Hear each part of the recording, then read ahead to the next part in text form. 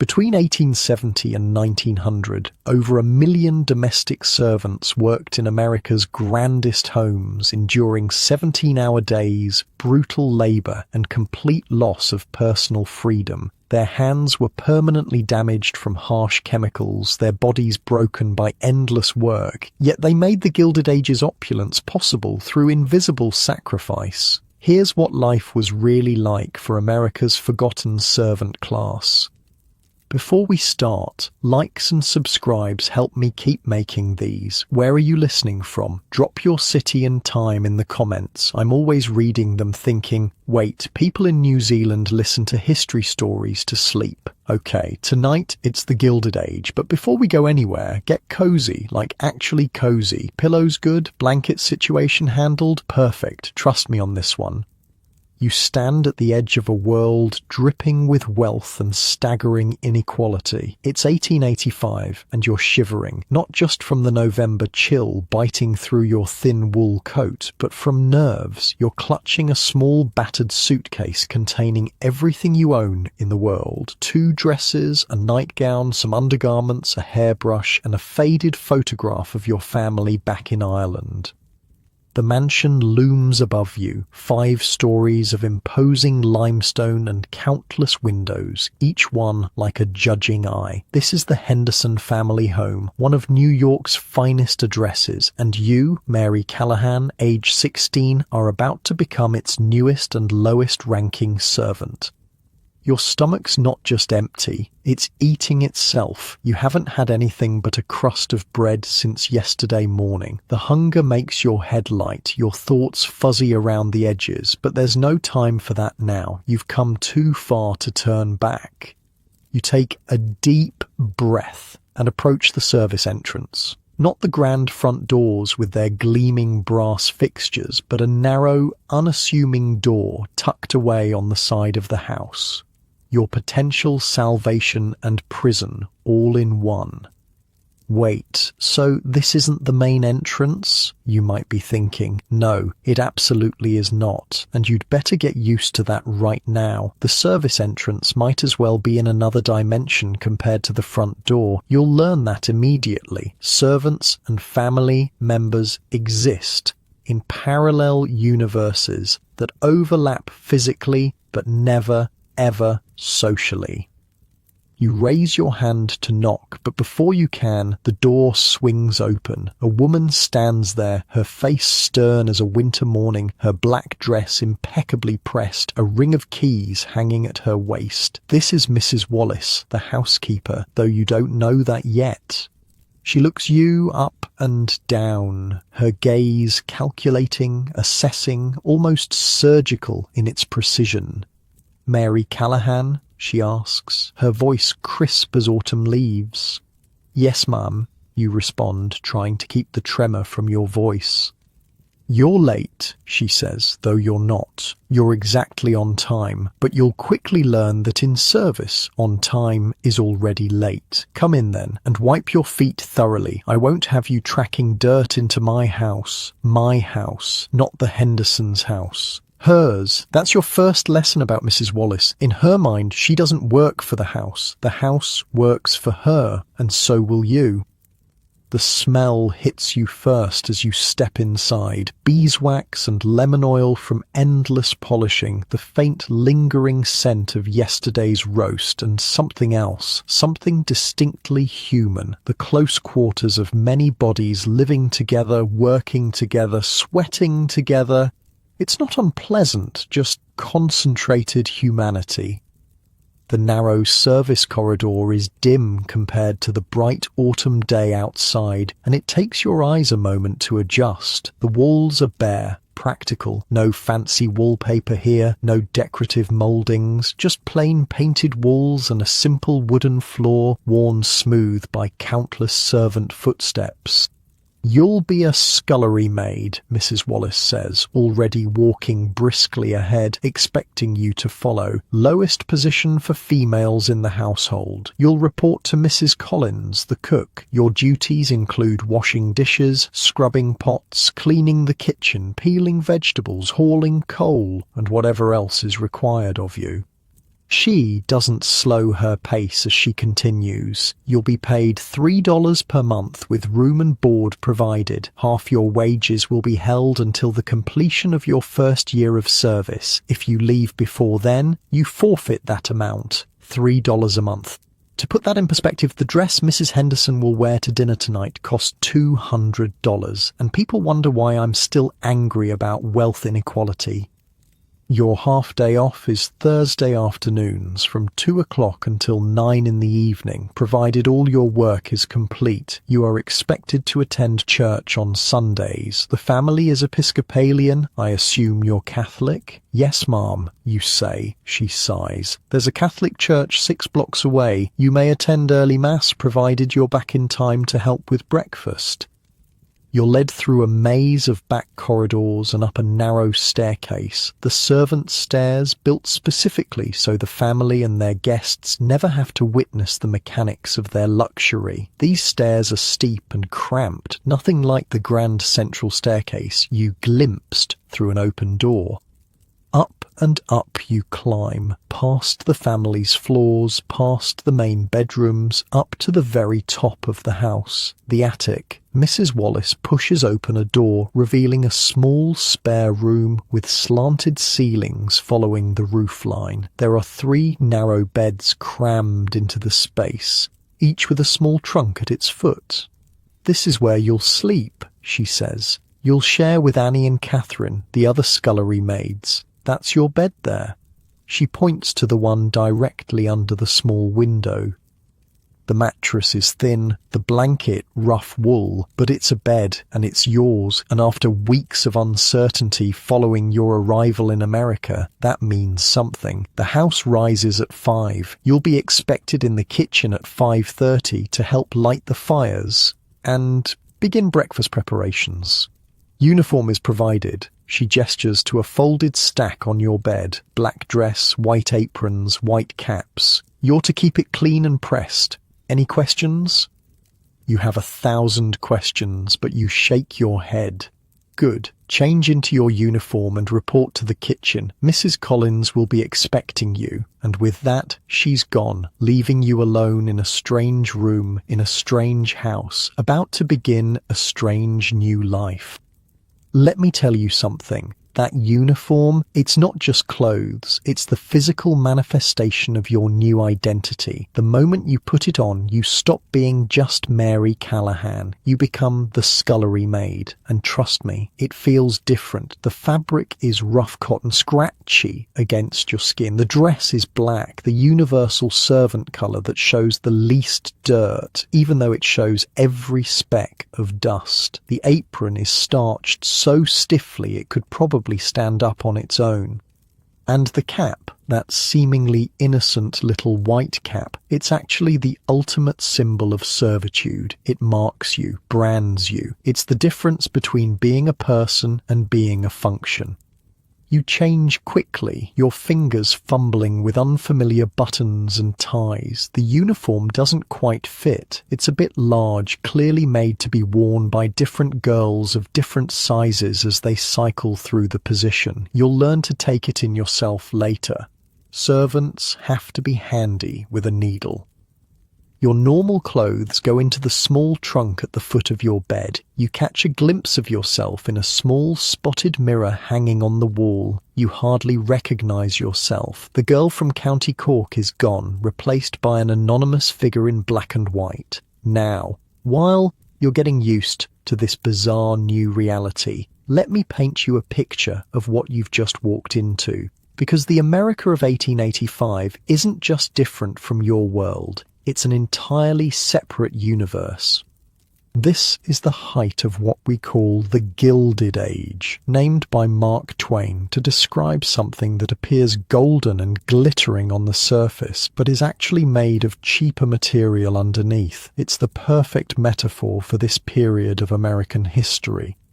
The Civil War has been over for 20 years, and the country's industrial capacity has exploded. Railroads crisscross the nation, steel production is booming, oil has been discovered in Pennsylvania, and all of this industrialization is creating wealth on a scale never before seen.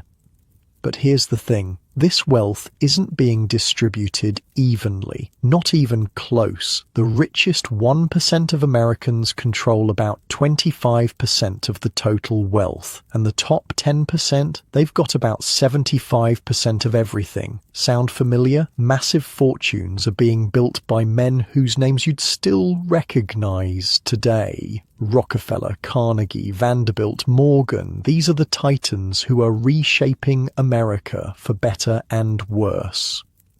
Meanwhile, the average industrial worker makes about $500 a year, working 60 hours a week in often dangerous conditions. There's no social safety net, no worker protections, no minimum wage, no child labor laws. And servants like you're making a fraction of even that. You're $36 per year. Before the half they withhold is equivalent to about $1,000 in today's money, for what will amount to at least 80 hours of work per week. That's about 24 cents per hour in today's money. But here's the weird thing. Domestic service is actually considered one of the better jobs available to women in 1885. The alternatives are factory work, even lower pay, more dangerous conditions, agricultural labour, backbreaking, seasonal, or, well, the oldest profession. At least as a servant, you have food, shelter, and a degree of respectability. It's a devil's bargain, but it's one that millions of women like you are making. You take a deep breath and head downstairs to find the kitchen. The house is a labyrinth, but you follow the smell of baking bread and the sound of clattering pots. The kitchen, when you find it, is a hive of activity. It's hot, almost unbearably so, from the massive coal range that dominates one wall. The air is thick with steam and the mingled aromas of roasting meat, simmering stocks, and fresh herbs. At the centre of this controlled chaos stands Mrs. Collins, the cook. She's a formidable woman, not just in authority, but in physical presence. Her face is flushed from the heat, her arms solid muscle from years of wrestling heavy pots and pounding dough. "You the new girl then?" she asks when she spots you hovering uncertainly in the doorway. "Yes, ma'am, Mary Callahan." She looks you up and down, much as Mrs. Wallace did, but her assessment is different. She's not checking your deportment, she's gauging your strength, your potential usefulness. "Ever work in a kitchen before?" "Only at home, ma'am. For my mother." She snorts. "Well, this isn't your mother's kitchen, come here." She leads you to a deep stone sink where a mountain of dirty pots, pans, and dishes awaits. "This is yours," she says, gesturing to the sink. "You'll wash everything. The water pump is there. Hot water comes from the copper boiler next to the range. Soap is here, lye for the tough bits, scrub brush, rags, towels for drying." It looks simple enough, but as you'll soon discover, washing dishes for a household of this size is no small task. Each meal generates dozens of dishes, and in a house like this, there are many meals: breakfast, lunch, tea, dinner, and often late-night snacks for the family or their guests. "When you're done with these, come find me," Mrs. Collins says. "There are vegetables to be peeled for tonight's dinner." And so begins your first day as a scullery maid in one of New York's grand homes. Your hands plunge into hot, soapy water, the first of countless thousands of times they'll make this journey. The water is scalding, your skin turns pink almost immediately. But you don't complain, you can't complain, this is your job now. The pots are heavy, awkward to maneuver in the sink, cast iron skillets encrusted with burned-on food, copper pans that need special care to maintain their shine, silver-plated serving dishes that must be handled carefully to avoid dents or scratches. Your back begins to ache from leaning over the sink. Your fingers prune and then start to crack from the harsh lye soap. Wait, did I just say lye soap? Yes, actual lye, as in sodium hydroxide, as in the stuff that can literally dissolve a body. You're plunging your bare hands into it multiple times a day, and there are no rubber gloves in 1885, by the way, just your skin versus industrial strength caustic chemicals. Fun times. "You're too slow," comes a voice beside you. You turn to see another girl in the same uniform as yours, perhaps a year or two older. "I'm Catherine. You must be the new girl." "Mary," you say, wincing as the soap finds a small cut on your finger. "You need to be faster," Catherine says, not unkindly. "Mrs. Collins won't like it if you're still washing breakfast dishes when it's time to start lunch. Here, let me show you." She demonstrates a more efficient method, stacking similar items, tackling the greasiest pots first while the water is hottest and cleanest, using the right amount of soap and lye. "Your hands will toughen up," she says, noticing your discomfort. "Mine used to bleed every day when I first started. Now look." She holds up her hands and you're shocked at the transformation. They're red, chapped, the skin thickened and calloused, the nails short and broken. These are not a young woman's hands anymore. They're work tools, adapted to their function. You're looking at your future and it's written in cracked skin and broken nails. "How long have you been here?" you ask. 2 years, Catherine says. "Started when I was 14. And do you like it?" The question feels naive, even as you ask it. Catherine gives you a look that's equal parts pity and amusement. "Like doesn't enter into it," she says. "It's a job, better than the factory. My sister works at the textile mill downtown, lost 2 fingers last year when her hand got caught in a loom. That puts things in perspective." "The food's good here," Catherine continues. "Mrs. Collins is fair, even if she shouts sometimes. Mrs. Wallace is strict but not cruel, and the Hendersons," she shrugs. "They're rich people. They barely notice we exist, which is better than the ones who notice for the wrong reasons, if you take my meaning."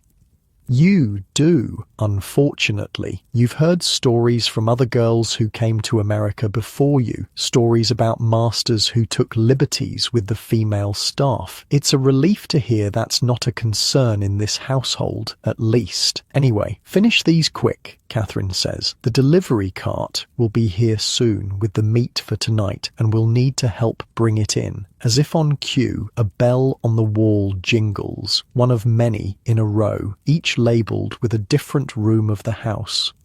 "That's the front door," Catherine says. "Annie will get it." Another girl, presumably Annie, hurries past, straightening her apron as she goes. She's small, maybe 17, with a pinched face and quick, nervous movements. The kitchen, you're learning, is the beating heart of the house. Everything revolves around it. The meals, yes, but also the rhythms of the day, the comings and goings, the gossip and news. Mrs. Collins might be lower in the servant hierarchy than Mrs. Wallace or Mr. Peterson, the butler whom you haven't met yet. But in this domain, she's sovereign. And you, the scullery maid, are at the absolute bottom of this miniature society. Everyone outranks you. Everyone can give you orders. Your time is not your own. Your body is not your own. Your labour belongs to the Hendersons, purchased for $3 a month, and the privilege of sleeping in their attic.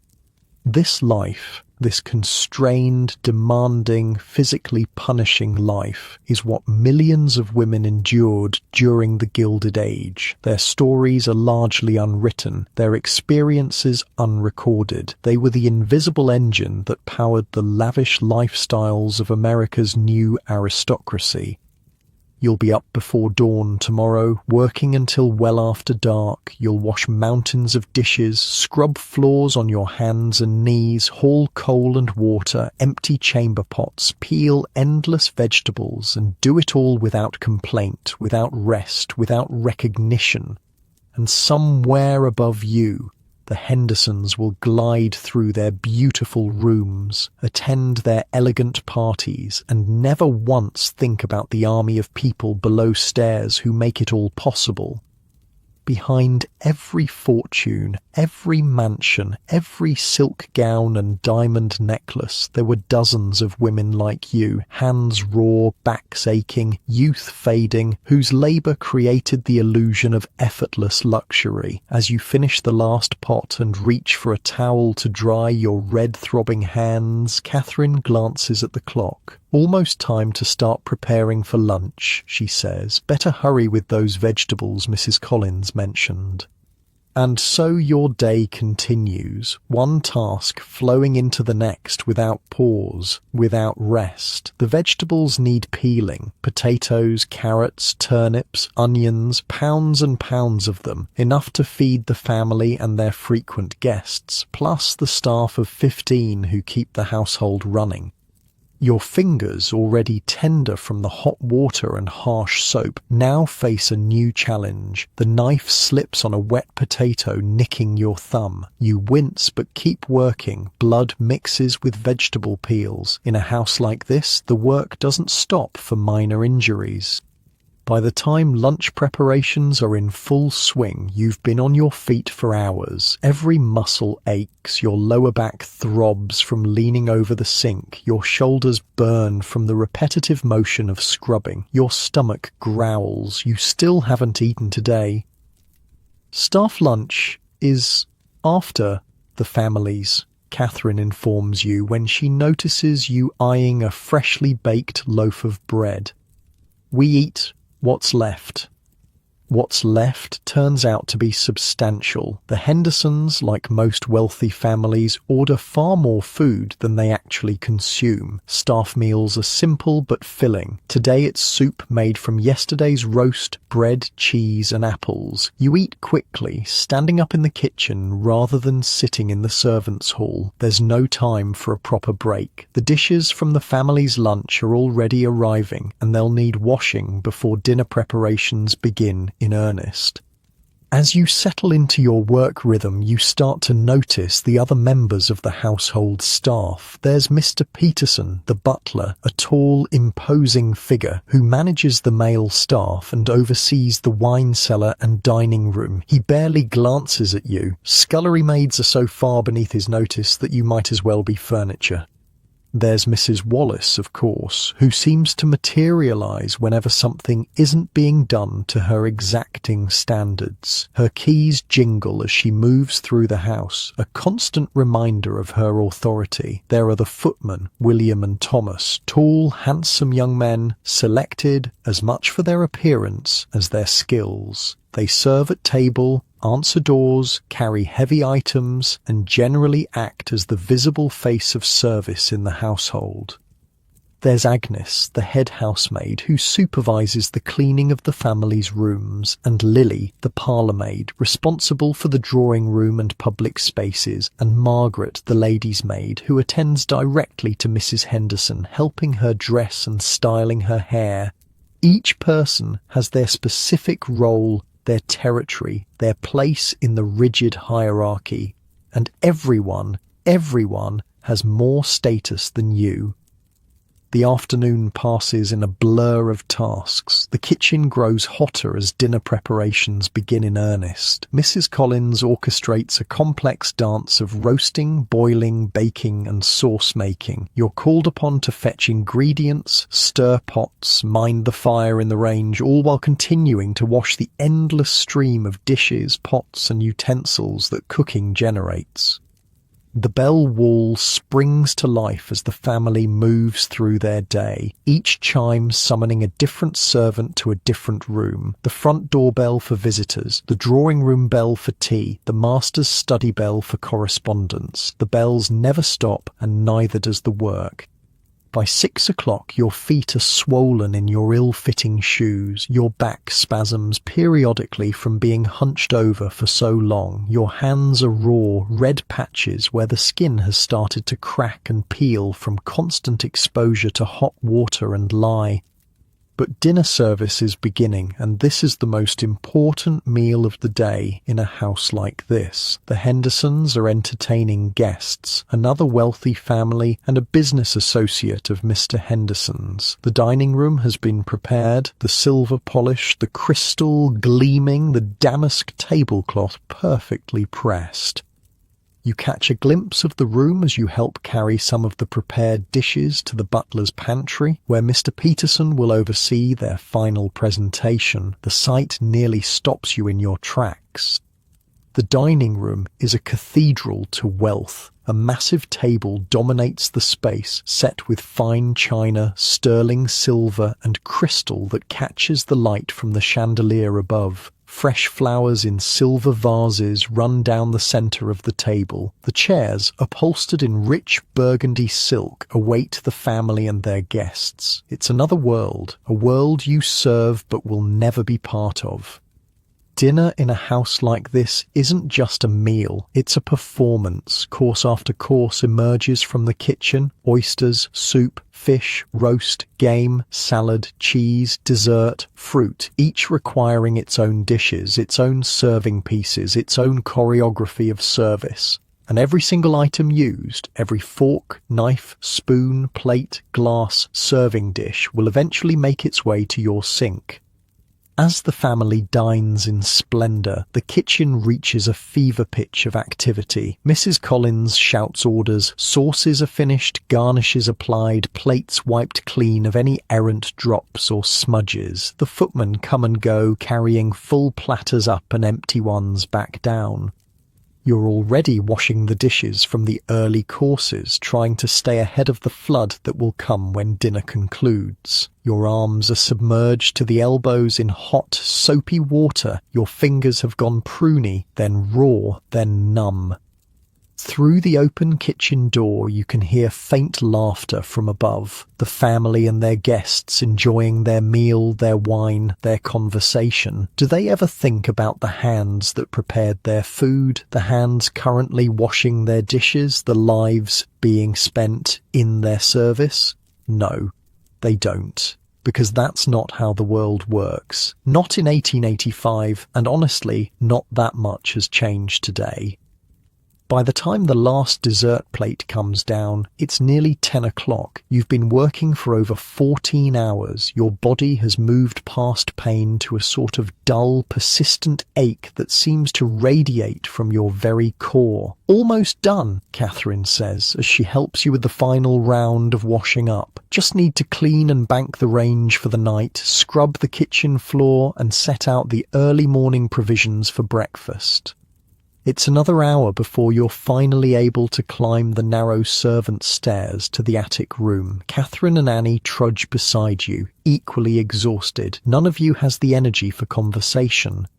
The room is cold. Heat rises, but not all the way to the attic, especially not in a house the size of the Hendersons. You can see your breath in the chilly air. The single window provides minimal ventilation, and the space holds the mingled scents of 3 working women, sweat, laundry soap, hair oil, and the kitchen smells that cling to your clothes and skin. You change quickly in the cold, stripping off your uniform and pulling on your nightgown. There's no privacy, but you're all too tired to care. The day has scoured away any sense of modesty or self-consciousness. As you sink onto your thin mattress, pulling the rough wool blanket up to your chin, you realize this is it. This is your life now. Tomorrow will be the same, and the day after, and the day after that. Your eyes close almost immediately, your body surrendering to exhaustion, but sleep comes with the knowledge that the bell will ring at 5 and it all begins again. This was the reality for countless women during America's Gilded Age. Invisible workers who made possible the visible splendor, human machinery maintaining the illusion of effortless luxury. Their stories deserve to be told. The bell seems to ring about 30 seconds after you've closed your eyes, though in reality it's been 5 hours, 5 precious hours of sleep that vanish like smoke as Catherine shakes your shoulder. Up, she says simply, can't be late. Your body protests with every movement. Muscles you didn't know you had are screaming from yesterday's labor. Your hands throb. The cuts and cracks have stiffened overnight, and fresh pain blooms as you flex your fingers. But there's no time to coddle yourself, no time to ease into the day. The attic room is dark and freezing cold. November in New York, and there's no heat up here. Of course there isn't. Heat costs money, and no one wastes money on servant comfort. Your breath makes little clouds in the air as you hurry to dress. Wash quick, Annie advises, nodding to a ceramic basin on the small washstand. The water in it is ice cold and barely enough to splash your face and hands. There's a communal towel, already damp from the other girls. No privacy, no comfort, no concessions to dignity. "Bathroom's down the hall," Catherine says, noting your confusion. "But there's no time in the morning. You can use it tonight before bed." "Maybe." Maybe, because even basic bodily functions are subject to the demands of the household schedule. The three of you dress quickly in the dark, fumbling with buttons and ties. There's a rhythm to it, a practiced efficiency that you lack but will soon develop. No one speaks much. Morning comes too early for conversation. You follow the others down the narrow servant stairs, your hand trailing along the wall for guidance in the dim light. The house is quiet at this hour. The family won't rise for several more hours, but the service areas are already coming to life. The kitchen, when you reach it, is cold and dark. The great range that dominated the space yesterday is now a slumbering beast that needs awakening. This, you quickly learn, is your first task of the day. "Coal," Catherine says, pointing to a scuttle. "Fill it from the bin in the back, then lay the fire. Mrs. Collins will be down soon, and she'll want the range hot." The coal bin is in a small courtyard behind the kitchen. You step outside into the pre-dawn darkness, the cold hitting you like a physical blow. The city is quiet at this hour. No carriages on the streets yet, no vendors calling their wares, just the distant sound of factory whistles calling the earliest shift workers.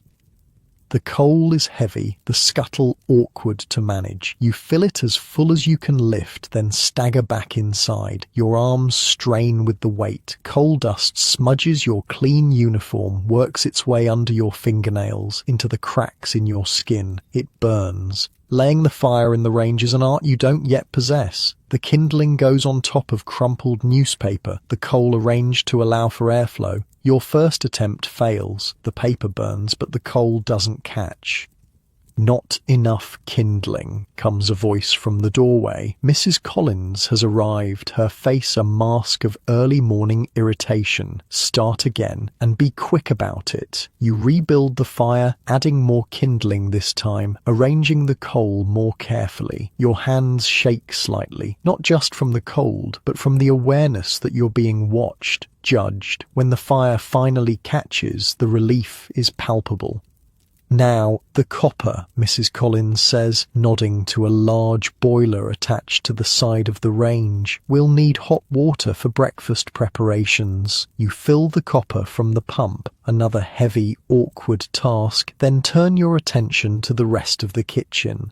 There are lamps to be lit, surfaces to be wiped down, yesterday's ashes to be removed from the range. By the time the first pale light of dawn filters through the kitchen windows, you've been working for an hour and breakfast preparations are in full swing. The kitchen has transformed from a cold, dark cave to a hive of bustling activity.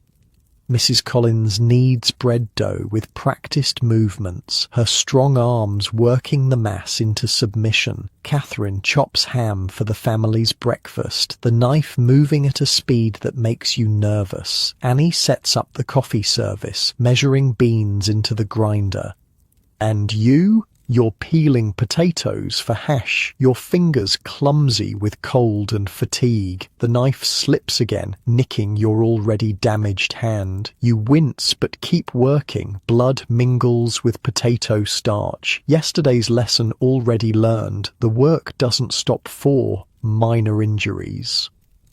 "Faster," Mrs. Collins says, glancing at your slow progress. The family breaks their fast at 8, and we've still got eggs, muffins, and porridge to prepare. You pick up the pace, ignoring the stinging in your hands. The potatoes need to be diced next, then into a cast-iron skillet with onions and the ham Catherine is chopping. The smell makes your empty stomach growl audibly. Staff breakfast after the families, Mrs. Collins reminds you, though not unkindly. There's tea there if you want it. She nods to a pot on the corner of the range. The tea is strong, bitter and scalding hot. It burns your tongue but sends a wave of blessed warmth through your tired body. You drink it gratefully, not even minding the absence of milk or sugar. The kitchen settles into a choreographed dance of breakfast preparation. Each person has their role, their tasks, their space. You're still learning the steps, still bumping into others, still getting in the way, but there's a certain beauty to it, a functional harmony that emerges from necessity and repetition. At precisely 7:30, the first bell of the day rings. Mr. Henderson's dressing room. The day officially begins. "That'll be Mr. Peterson," Mrs. Collins says, nodding to the bell. He takes the master his morning tea. As if summoned by his name, the butler appears in the kitchen doorway. Mr. Peterson is tall, his posture perfect, his expression perpetually solemn. His black suit is immaculate, his white shirt starched within an inch of its life. He's the very picture of dignity in service. "Good morning, Mrs. Collins," he says, his voice as crisp as his appearance. "The master's morning tea, if you please." "Ready and waiting, Mr. Peterson," Mrs. Collins replies, gesturing to a silver tray already prepared with a pot of tea, a cup and saucer, and a small plate of thin toast. Mr. Peterson inspects the tray with a critical eye, adjusts the position of the cup slightly, then lifts it with the effortless grace of long practice. He doesn't acknowledge you or the other junior staff. In the servant hierarchy, he might as well be royalty compared to a scullery maid. After he leaves, the pace in the kitchen accelerates. More bells begin to ring as the family wakes. Maids hurry up and down the stairs, carrying hot water for washing, removing chamber pots. Yes, that's your job too, emptying the family's night soil, preparing rooms for the day. The breakfast dishes emerge from the pantry. Fine bone china, delicate cups, silver serving pieces. Everything must be perfect. Everything must be hot. Everything must be ready exactly on time. At 8 o'clock, the family sits down to breakfast in the morning room, a light-filled space designed specifically for this meal. You get a glimpse of it as you help carry dishes up from the kitchen. Pale yellow walls, white mouldings, a table set with fresh flowers and gleaming silver. You also get your first look at the Hendersons themselves. Mr. James Henderson is in his 50s, a solidly built man with mutton chop whiskers and the confident bearing of someone who has never questioned his place in the world. He made his fortune in railways and banking, expanding the modest business he inherited from his father into a small empire. Mrs. Eleanor Henderson is perhaps 10 years younger than her husband, still beautiful in a carefully maintained way. Her morning dress is simpler than her evening attire, but still costs more than you'll make in a year. Her hair is already perfectly arranged, courtesy of Margaret, her lady's maid. Their children are present as well. Miss Louise, 19 and preparing for her second season in society, and Master William, 17 and home from boarding school for a short visit. They speak little during breakfast, confining their conversation to plans for the day ahead. Mr. Henderson will be at his office downtown. Mrs. Henderson has calls to make and a committee meeting for some charity function. Miss Louise has a fitting for a new gown. Master William is meeting friends for lunch at their club. Not once do they acknowledge the servants who move silently around them, refilling coffee cups, removing empty plates, anticipating needs before they're expressed. You and the other staff are furniture to them, functional objects that enable their comfortable lives. "Toast!" Mrs. Henderson says simply, not looking up from the letter she's reading, and instantly William the footman presents the toast rack for her selection. "The eggs are tepid," Miss Louise complains, poking at her plate with a silver fork. "I'll have fresh ones prepared immediately, miss," William responds, whisking the offending plate away, and just like that, your carefully prepared breakfast service is thrown into chaos. Mrs. Collins must drop everything to make fresh eggs. You must wash the rejected plate and cutlery immediately so they can be reused. The entire kitchen scrambles to correct this small imperfection in Miss Louise's morning. "Rich people," Catherine mutters under her breath as she helps you quickly wash and dry the returned plate. God forbid her eggs are less than scalding. It's your first real glimpse of the fundamental truth of service. The comfort, preferences, and whims of the family always come first. Your time, your labour, your fatigue are irrelevant. You exist to smooth their path through life, to create the illusion that hot food appears by magic. Clean clothes materialize in wardrobes, dust never settles on surfaces, and chamber pots empty themselves. By 9:30, the family has finished breakfast and dispersed to their various activities. Only then can the staff eat. The kitchen table is quickly set with the breakfast leftovers: eggs, bacon, toast, porridge. The food is no longer hot, but it's plentiful. You sit with Catherine, Annie, and the other lower servants. The upper servants, Mr. Peterson, Mrs. Wallace, Mrs. Collins, and the lady's maid, eat separately in Mrs. Wallace's sitting room, maintaining the hierarchy even during meals. "Eat quick," Catherine advises between bites. "We've got to clear all this, wash everything, and start on lunch preparations." You're starving after hours of work on just a cup of tea, and the food disappears rapidly. It's your first proper meal since arriving, and despite the simplicity, it tastes wonderful. You hadn't realised how hollow with hunger you felt until now, but Catherine is right. There's no time to linger. The breakfast dishes are waiting and the cycle begins again. Wash, dry, put away, clear, clean, prepare. The rhythm of the household continues its relentless forward motion. As you settle into the familiar position at the sink, arms deep in hot, soapy water, Catherine works beside you, showing you more efficient methods, helping you keep pace with the never-ending flow of dishes, pots, and pans. "Mrs. Wallace will be doing room inspections this morning," she tells you as you work. "Be glad you're down here. She's a terror when she's inspecting. Poor Agnes was in tears yesterday over a bit of dust under Mr. Henderson's bed." "Does she inspect our room too?" you ask, thinking of the small attic space you share. Catherine snorts. "Not likely. She doesn't care how we live as long as we keep the family's rooms perfect. Our quarters could be a pigsty for all she notices." There's a strange freedom in that neglect, you realise. The attic room may be small, cold and plain, but at least it's a space where the exacting standards of the household don't apply. A tiny pocket of autonomy in a life otherwise completely controlled by others.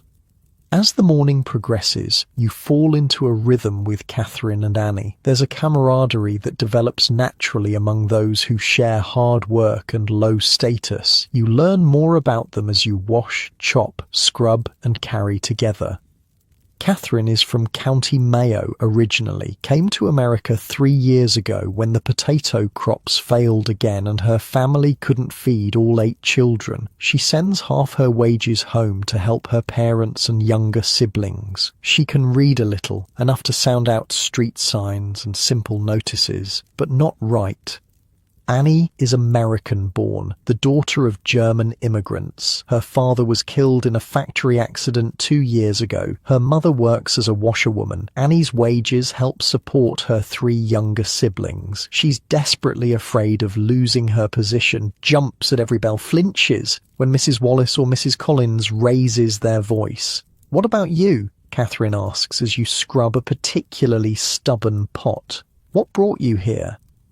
The question is simple, but opens a flood of memories. Home, the small farm in County Cork where you grew up, the ever-present worry about rent, the hunger that became your constant companion after your father died and your mother struggled to keep the land. The letter from your aunt in America promising work and opportunity, the collection taken up by the village to pay for your passage.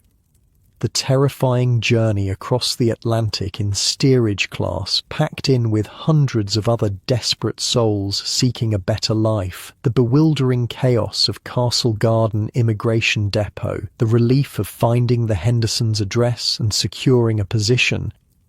Same as everyone, you say simply, looking for something better. Catherine nods. She understands without needing the details. Your story is her story, is Annie's story, is the story of millions who came to America hoping to escape poverty and find opportunity. Mrs. Wallace says you're to help with the laundry this afternoon. Annie tells you as lunch preparations begin. The washerwomen come on Mondays, but there's always extra to be done. Laundry. Another back-breaking task in a house of this size. Sheets, tablecloths, napkins, clothing, mountains of fabric that need sorting, soaking, scrubbing, rinsing, wringing, hanging, ironing, all done by hand with lye soap, boiling water and raw muscle power. Better than chamber pots, Catherine says with a grim smile. That's tomorrow's joy for you. Before you can contemplate that particular pleasure, Mrs. Collins calls you over to help with lunch. The Hendersons take a lighter midday meal, cold meats, salad, soup, bread, but it still requires careful preparation and presentation. You're tasked with washing lettuce leaves one by one, inspecting each for dirt or insects, then patting them dry with a clean cloth. It's tedious, time-consuming work, but a break from the constant dishwashing. Your hands are grateful for the respite, though the cold water stings the cuts and cracks. Not like that, Mrs. Collins corrects when she sees your technique. Gently. If you bruise the leaves, they'll brown faster. The family doesn't eat brown lettuce. Heaven forbid the Hendersons should encounter a less than perfect salad leaf. You adjust your approach, handling each piece of greenery as if it were made of delicate glass. As you work, you hear the comings and goings of the household above. The front door opening and closing as Mr. Henderson leaves for his office. The rustle of silk as Mrs. Henderson descends the stairs for her morning calls. The quick, light footsteps of Miss Louise as she moves from room to room, restless and bored. These sounds, these movements dictate the rhythm of your day. Every activity below stairs is tied to the activities above. Their lives shape yours in the most immediate, practical way. Just before noon, the bell for Mrs. Henderson's room rings. Margaret hurries to answer it, returning moments later with instructions for lunch.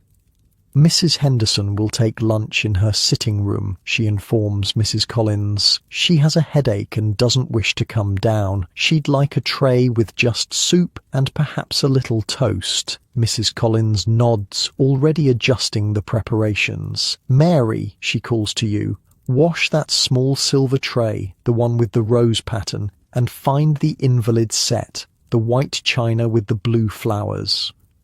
The invalid set, special dishes for when a family member is ill or indisposed, not the everyday china, not the best china reserved for company, but a specific set designed for serving meals in bedrooms or private sitting rooms. It strikes you suddenly, the absurd luxury of having multiple sets of dishes for different purposes, different occasions, different moods. Your family at home ate from the same 4 chipped plates for every meal, year after year. As you retrieve the special dishes from their cabinet and carefully wash the decorative tray, you notice a nick in one of the plates. Tiny, barely visible, but there. You hesitate, uncertain whether to mention it. "What is it?" Mrs. Collins asks, noticing your pause. "There's a small chip in this plate, ma'am," you say, showing her the floor. She peers at it, frowning. Mrs. Henderson would notice that in an instant. Headache or no, use the one with the green band instead. She shakes her head. And tell Mrs. Wallace that set needs replacing. The mistress won't abide damaged china, but has no qualms about damaged hands preparing her food, serving her meals, cleaning her house. The irony isn't lost on you. The morning bleeds into afternoon. Lunch is prepared, served, and cleared away. The family disperses again. Mrs. Henderson to rest in her room, Miss Louise to her fitting appointment, Master William to his club. The house settles into a brief relative quiet. Staff lunch is quick. Sandwiches made from leftover meats, bread slightly stale but still good, tea to wash it down, eaten standing up in the kitchen rather than sitting in the servants' hall. There's too much to do to waste time on proper meals. After lunch comes your introduction to laundry duty. Mrs. Wallace appears in the kitchen, keys jingling at her waist, and beckons you to follow her. She leads you to a small room off the kitchen where 2 large copper tubs sit atop stove grates. Monday is wash day for the big items, she explains. The washerwomen handle the sheets, towels, and tablecloths, but there's always delicate items that can't wait or can't be trusted to outside hands. The tubs are already filled with hot water, steam rising in lazy curls. A cake of harsh lye soap sits on a small table, along with a washboard, a stick for stirring, and a pile of white fabric. The mistress's underthings, Mrs. Wallace says, nodding to the pile, and Miss Louise's. They need washing before tomorrow. Soap, scrub, rinse twice, then through the wringer. Hang them in the drying room when you're done. With that, she's gone, leaving you alone with the intimidating task. The undergarments are fine cotton and silk, delicate lace and ribbon, so different from your own plain, serviceable underwear. Each piece probably costs more than you'll make in a month. You approach the task cautiously, afraid of damaging the expensive garments. The soap is harsh, but you can't use too much or it will yellow the white fabric. The washboard's ridges are rough on your already damaged hands, but each piece needs thorough scrubbing to remove perspiration stains.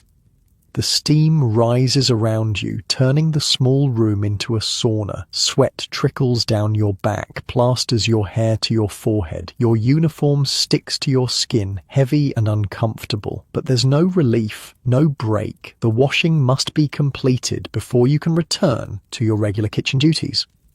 By the time you finish, soap, scrub, rinse, wring, repeat. Your arms ache from the effort, your hands burn from the hot water and lye, and your back throbs from leaning over the tubs. The drying room, when you finally carry the wet laundry there, is at least warm. A rare comfort in your day. You hang each piece carefully on the drying racks, making sure nothing touches. Nothing wrinkles.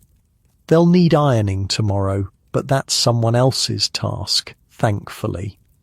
As you return to the kitchen, you catch a glimpse of the clock. Nearly 4. You've been working for 11 hours already, with at least 6 more to go before you can sleep. The realization settles like a weight on your shoulders. This is your life now. Day after endless day of physical labor, of meeting others' needs, of existing solely to maintain the comfort and convenience of the Hendersons.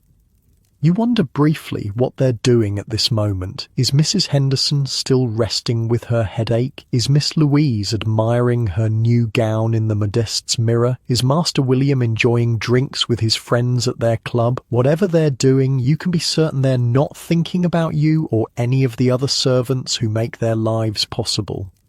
The afternoon wears on, the kitchen gearing up for the most important meal of the day. Dinner. Mrs. Collins is in her element, orchestrating the complex dance of preparation. Meat must be roasted, vegetables prepared, sauces made, desserts assembled.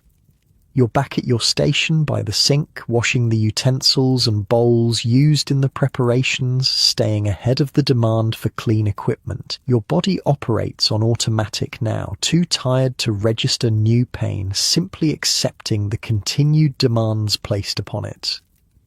Mr. and Mrs. Raymond are joining the family for dinner, Catherine informs you as she chops carrots nearby. That means the second best china and the silver fish forks.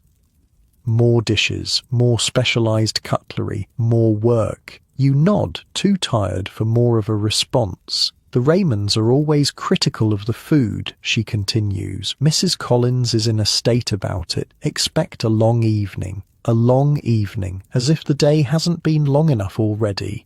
You suppress a sigh and keep washing, your hands moving mechanically through the familiar motions. As the sun sets outside, casting long shadows through the kitchen windows, the pace accelerates. The family will change for dinner soon. The dining room must be ready. The first courses must be prepared for serving. The bell wall springs to life. Mr. Henderson's dressing room, Mrs. Henderson's bedroom, Miss Louise's room, Master William's room. The upper servants rush to assist with evening dress, jewellery, hair.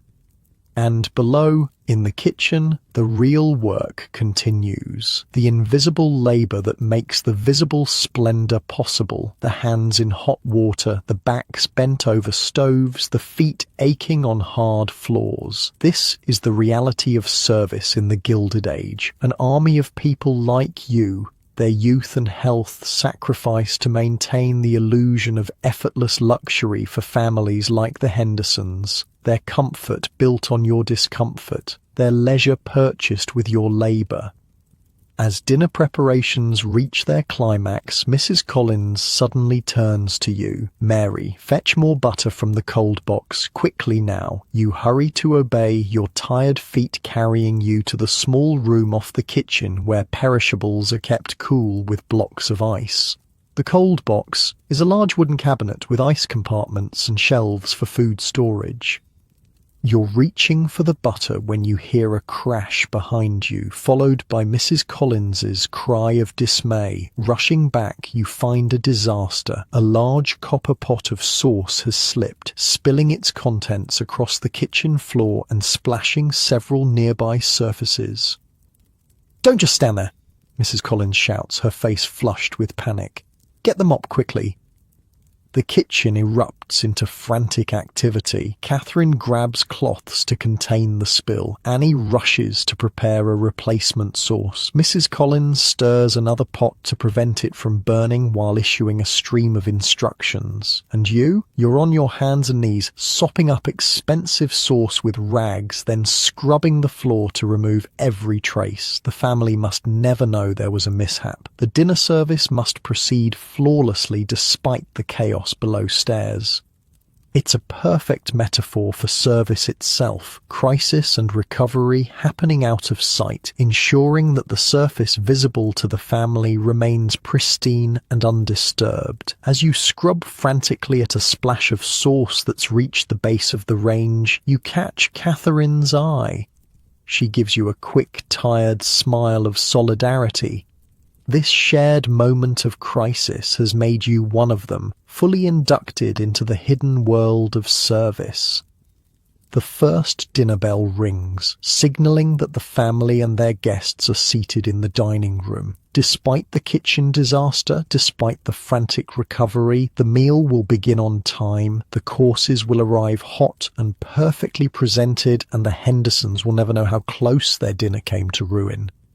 This is the true skill of service, not just the physical labour, but the creation and maintenance of an illusion. The illusion that wealth and comfort happen effortlessly, that fine meals appear by magic, that houses clean themselves, that clothes wash and mend themselves, and it's all made possible by people like you, people whose stories rarely get told. Dinner service is a marathon, not a sprint. As the family and their guests settle into the dining room, you and the other servants below stairs launch into a carefully choreographed dance that will last for the next 3 hours. Each course, and there are 8 of them tonight, requires its own dishes, its own serving pieces, its own garnishes and accompaniments, and each item, once used, makes its way back down to the kitchen to your waiting hands at the sink. "Keep up," Catherine urges as the first wave of dishes returns. Soup bowls and spoons, still half full in some cases because God forbid a wealthy person finish what's on their plate. They'll be sending down the fish course soon. Your hands, already raw and cracked, plunge back into the hot soapy water. The pain is immediate, sharp, but there's no time to nurse your wounds. The dishes must be washed, dried, and put away immediately. The sink must be clear for the next course's aftermath.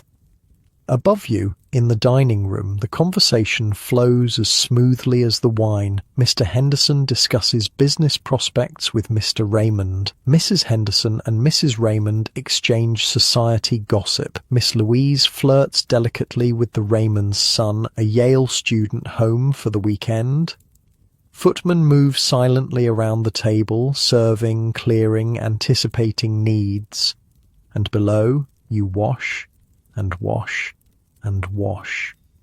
By the time the dessert plates come down, your back is screaming from being hunched over the sink for so long. Your feet throb in your ill-fitting shoes. Your hands have gone from painful to numb, which is almost a blessing. "Almost done," Catherine says, helping you with the final wave of crystal and silver. "Just the coffee service left, and that's not so bad."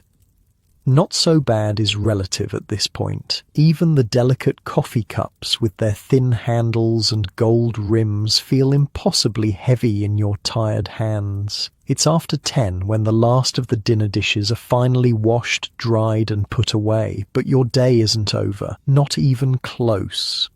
"Now we clean the kitchen," Mrs. Collins announces, surveying the battlefield that her domain has become.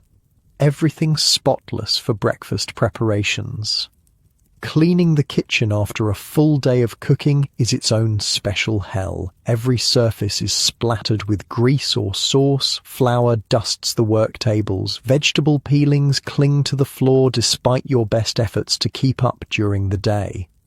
You're assigned to the range, the massive, still hot iron beast that dominates the kitchen. It needs to be cleaned of food spills, ashes removed from the firebox, the surface blackened with special polish to prevent rust. It's filthy, physical work, and the range is still hot enough to burn your skin if you're not careful. Catherine takes the floors on her hands and knees with a brush and bucket, scrubbing every inch. Annie tackles the work tables and counters, scouring them with salt and lemon to remove stains. Mrs. Collins oversees it all, her critical eye missing nothing. "You've missed a spot there, Mary," she calls, pointing to a splash of grease on the range door. "And Catherine, the corner by the pantry needs another going over." It's nearly midnight before the kitchen finally meets her standards. By then, you're swaying on your feet, fatigue having moved beyond simple tiredness to a bone-deep exhaustion that makes even standing an effort. "Bath night for the kitchen staff," Mrs. Collins says, as you put away the last of the cleaning supplies. "You 3 can go first. Don't take too long. The others are waiting their turn." Bath night. The words penetrate your exhausted brain slowly. Bath. You haven't been properly cleaned since you left your aunt's tiny apartment 3 days ago. "Once a week," Catherine explains as she leads you and Annie to a small room off the kitchen courtyard. Household staff bathe on Tuesdays, kitchen staff on Mondays, men on Wednesdays. The bath is a large copper tub set before a small stove that heats water in a copper boiler. The room is warm, steamy, and smells of lye soap and damp. "We share the water," Annie says, already unbuttoning her uniform. "First come, cleanest bath." Wait, what? That's right, you take turns in the same bath water, a practice that's as economical as it is unsanitary. Hot water requires fuel to heat, and fuel costs money. No household, no matter how wealthy, wastes money on multiple bathtubs of hot water for servants. Since you're new, you're offered the chance to go first. A small kindness from Catherine and Annie that you accept gratefully. You strip off your grimy uniform, suddenly self-conscious despite your fatigue. The other girls politely turn away, giving you what privacy they can in the small space. The water is gloriously hot, a blessed relief for your aching muscles. You sink into it with a sigh that's almost indecent in its pleasure. For a few precious minutes, you allow yourself to simply feel the heat seeping into your tired body, soothing the worst of the day's aches. But you can't linger. Others are waiting, and tomorrow comes early. You scrub quickly with the harsh lye soap, the same soap used for laundry and dishes, because why would servants need anything gentler, washing away the coal dust, food stains, and sweat of your first full day? Your hair gets the same treatment, a quick wash with lye soap that gets it clean but leaves it feeling like straw. There are no luxuries here, no scented oils, no soft towels, no lotions for your damaged hands, just basic cleanliness, achieved as efficiently as possible. All too soon, you're out of the tub, drying off with a rough towel while Catherine takes her turn. The water is already cloudy with the day's grime, but she doesn't complain. This is the system, and you all work within it. Clean, exhausted, but feeling marginally more human, you make your way up the servants' stairs to the attic room. The house is quiet now, the family and their guests having retired for the night. The gas lamps have been turned down, leaving the corridors in shadow. In the attic, you change into your nightgown by the dim light of a single candle. The air is freezing. November in New York, and heat still doesn't rise this far. You can see your breath as you quickly shed your underclothes and pull the nightgown over your head. First days the worst, Catherine says as she returns from her bath, her hair damp and already beginning to freeze in the cold air.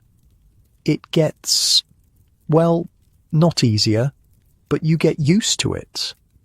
You nod, too tired for words, and sink onto your thin mattress. The sheets are clean but rough, the blanket inadequate against the cold. You curl into a ball for warmth, pulling the blanket up to your chin. Sleep comes almost instantly, a deep, dreamless unconsciousness born of absolute exhaustion. Your body surrenders to it gratefully, knowing it will be all too short. The bell seems to ring minutes after you've closed your eyes, though again it's been 5 hours. Another day begins.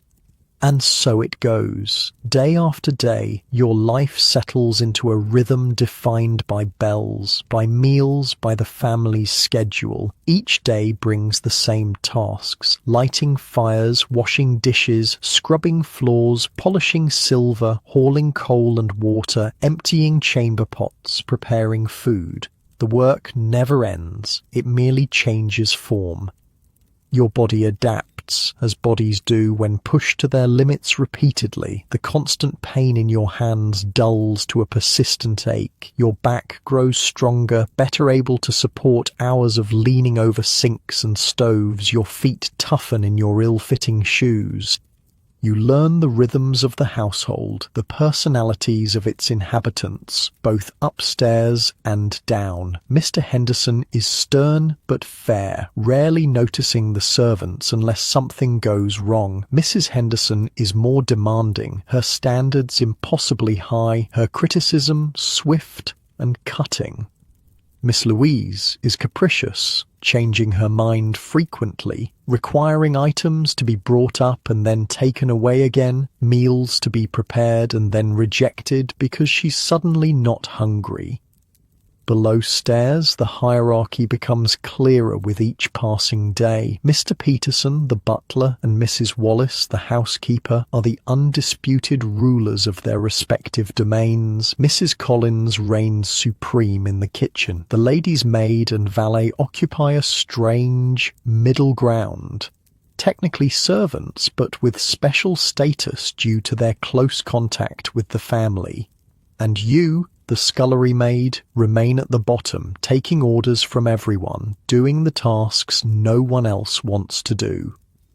But there are small mercies, small moments of humanity that make the life bearable. Catherine's friendship, her quiet guidance and occasional humour, Mrs. Collins slipping you an extra piece of bread when you look particularly tired, the rare half-day off on Thursday afternoons, when you can leave the house for a few precious hours. What do you do on your half-days? You ask Catherine one morning as you scrub pots together.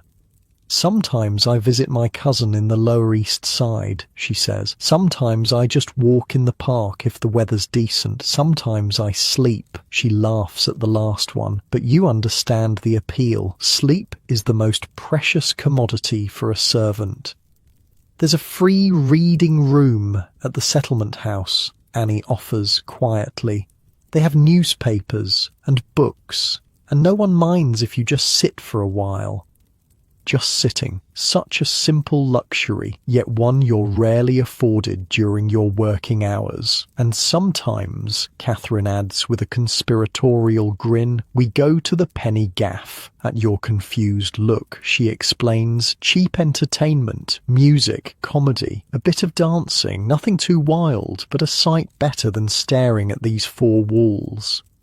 The thought of entertainment, of music and laughter seems impossibly distant from your daily reality of drudgery and exhaustion. But Thursday is coming, and with it your first half-day of freedom since arriving at the Hendersons. Before that, though, there's Tuesday to get through. And Tuesday, as you've quickly learned, is chamber pot day. Every morning, the maids empty the family's chamber pots, the ceramic vessels kept in bedrooms for nighttime necessities. But on Tuesdays, those pots get a thorough cleaning, and that task falls to you. It's not so bad, Catherine tells you as she shows you to the small courtyard behind the kitchen where this particular chore takes place. Better than crawling around to empty all the fireplaces like Tom has to do. Not so bad is debatable when you're faced with a row of used chamber pots waiting to be scrubbed clean. The smell is exactly what you'd expect, and the task is exactly as unpleasant as it sounds. You tie a cloth over your nose and mouth, a small protection against the stench, and set to work.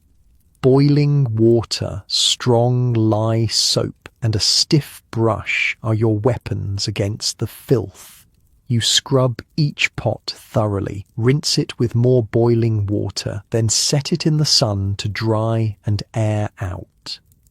At least it's outside, Annie says, passing through the courtyard with a basket of vegetables from the small kitchen garden. Better than being stuck inside all day. She's right, you realise. Despite the unpleasantness of the task, there's a certain freedom in being outdoors, away from the watchful eyes of Mrs. Wallace and Mrs. Collins. The November air is crisp, but not unbearably cold. The weak sunlight on your face feels like a luxury after days spent mostly in the kitchen's artificial light. You scrub with renewed energy, focusing on the small pleasure of fresh air rather than the disgusting nature of the job. This, you're learning, is how servants cope, finding tiny moments of relief, of autonomy, of humanity in a life that often denies all three. By midday, the chamber pots are clean, dried, and returned to their places in the family's bedrooms. Your hands are raw again from the harsh soap and hot water, but there's a small sense of satisfaction in completing a dreaded task. One more hurdle cleared, one more skill added to your growing repertoire of servant abilities. Back in the kitchen, lunch preparations are in full swing. Today, the Hendersons are entertaining Mrs. Henderson's sister and her husband for a midday meal. The menu is more elaborate than usual. Cold salmon with cucumber sauce, roast chicken, asparagus, hothouse grown at this time of year at considerable expense, and a complicated dessert involving spun sugar. Mrs. Collins is in her element, directing the kitchen with the precision of a battlefield general. Catherine chops vegetables with mechanical efficiency. Annie arranges delicate china plates in warming drawers. And you wash, as always, staying ahead of the demand for clean utensils and bowls. "Mary," Mrs. Collins calls suddenly, "I need you to run an errand. The fishmonger has sent the wrong order, and we need more salmon immediately. Take this note to Mr. Phillips at the market on 3rd Avenue. Tell him it's urgent." An errand. Outside. During working hours. It's like being offered an unexpected holiday. You dry your hands quickly, take the hastily scribbled note, and practically run for the service door. Mrs. Collins calls after you, and don't dawdle straight there and straight back. The November air hits your face like a blessing as you step outside. After days in the overheated kitchen, the coolness feels incredible. You take a deep breath, savouring the simple pleasure of being outdoors, alone, with a legitimate reason to be away from the sink. The streets of New York in 1885 are a chaotic symphony of sound and motion. Horse-drawn carriages clatter over cobblestones, vendors call their wares from carts and stalls, delivery boys dart between pedestrians, ladies in fine dresses stroll with parasols and small dogs.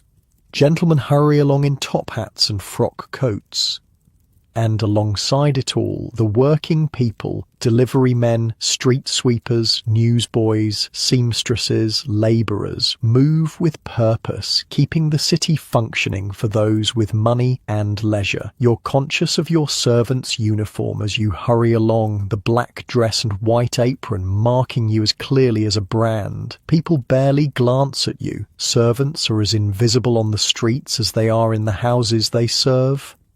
The fish market is a cacophony of shouts, the air heavy with the smell of the morning's catch. You find Mr. Phillips, deliver Mrs. Collins's note, and wait while he prepares the correct order of salmon. He wraps it in paper and then newspaper, creating a package that's still cold and damp, but at least won't soak through to your uniform on the walk back. "Tell Mrs. Collins that's the best I've got today," he says as he hands you the package. "Norwegian, not Scottish, but fresh this morning." You nod, already dreading Mrs. Collins's reaction to this substitution. The quality of the fish will reflect on her cooking, and she's already stressed about serving Mrs. Henderson's critical sister. The walk back seems shorter. The weight of the fish package and the responsibility it represents pressing on you. The brief freedom of the errand is already fading, reality reasserting itself with each step closer to the Henderson home.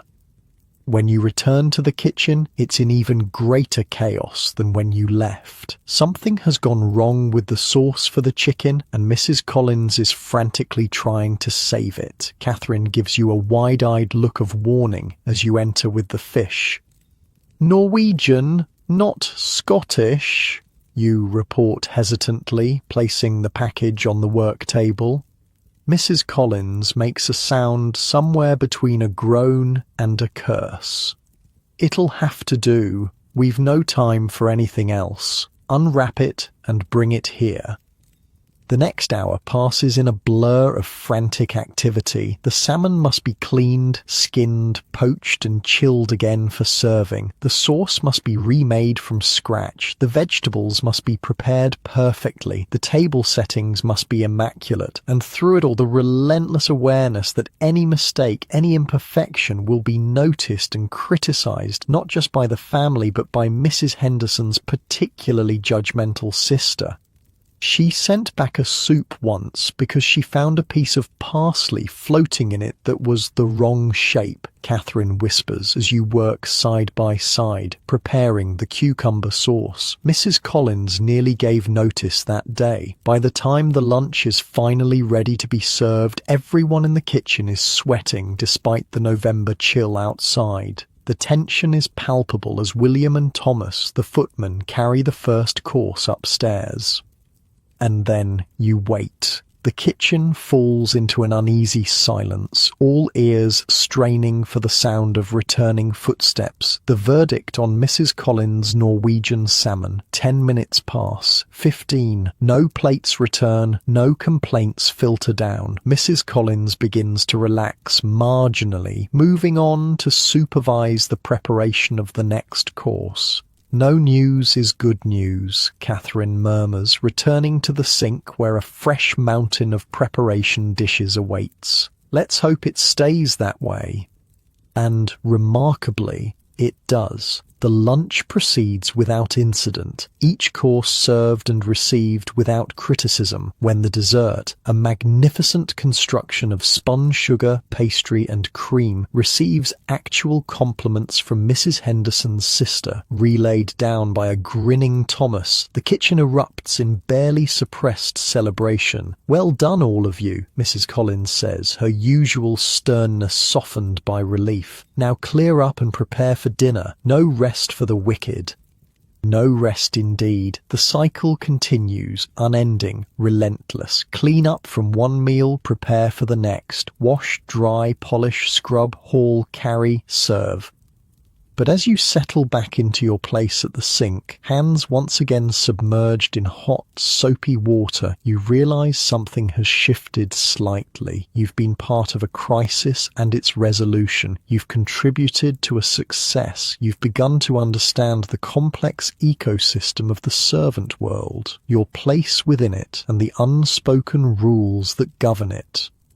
You're becoming one of them, the invisible army that makes visible luxury possible, the hands behind the comfortable lives of people like the Hendersons, the human machinery of the Gilded Age, and in that understanding there's a strange kind of belonging. Thursday arrives like water in the desert, your half-day off, the first since you began working for the Hendersons. After a week of constant labour, of being available from 5 a.m. until midnight, you'll have a few precious hours to yourself, but first there's the morning's work to be done. Don't think you're getting out of breakfast service just because it's your half day, Mrs. Collins reminds you as you lay the fire in the range. You're free from 2 until 9, not a minute before or after. 7 hours. 7 hours of freedom. It sounds like an eternity after the relentless routine of the past week. Morning proceeds as usual. Fires lit, breakfast prepared, served and cleared, dishes washed, kitchen cleaned. But there's a difference in your movements today, a suppressed energy. Even your aching hands seem less painful as they plunge into the hot, soapy water. "Where will you go?" Annie asks as you work side by side, preparing vegetables for the staff lunch. "On your half day?" You haven't decided yet. The city beyond the Henderson home is still largely unknown to you, a bewildering maze of streets and people. The thought of navigating it alone is both exhilarating and terrifying. "I thought I might visit my aunt," you say. Your mother's sister, the one who helped you find this position, lives in a tenement on the Lower East Side. It's a long walk from the Henderson home on 5th Avenue, but you're eager to see a familiar face, to speak freely without the constant awareness of hierarchy and propriety that governs life below stairs. "Take the horse car if you can spare the nickel," Catherine advises. "It'll save your feet, and they're already punishing you enough in those shoes." She's right about the shoes. The black uniform shoes provided by the household are sturdy but ill-fitting, designed for durability rather than comfort. After a week of standing for 18 hours a day, your feet are a landscape of blisters and calluses. And be careful after dark, Catherine adds. The city's not safe for a girl alone, especially in some neighborhoods. This concern warms you, a small reminder that despite the harsh conditions and rigid hierarchy of servant life, human connections still form. Catherine has taken you under her wing, showing you the ropes, offering advice, easing your transition into this strange new world. Lunch passes in a blur of anticipation. You serve the staff meal quickly, eat your own portion standing by the sink, no leisurely meal, even on your half day, and wash the dishes at record speed. At precisely 2 o'clock, Mrs. Wallace appears in the kitchen doorway. "Mary, you're released until 9. See that you're not late returning. And remember, you represent the Henderson household even when you're not in it. Conduct yourself accordingly." "Yes, Mrs. Wallace," you reply, already untying your apron, your fingers clumsy with eagerness. In the tiny room off the kitchen that serves as a staff changing area, you quickly remove your work uniform and put on your own clothes, the simple dress you wore when you arrived at the Henderson home a week ago. After days in the structured servant's uniform, your own clothes feel strange, almost foreign against your skin. There's a small cracked mirror on the wall and you catch a glimpse of yourself as you pin your hair into a simple style. The face that looks back at you is thinner already, the cheeks less full, the eyes tired despite your excitement. A week in service has begun to leave its mark. You tuck your meagre wages, your first partial payment given today specifically so you'd have something to spend on your half day, into your pocket, $1.25, a quarter of your monthly wage minus the half they withhold until year's end. It's not much, but it's the first money you've earned in America, and there's a certain pride in that.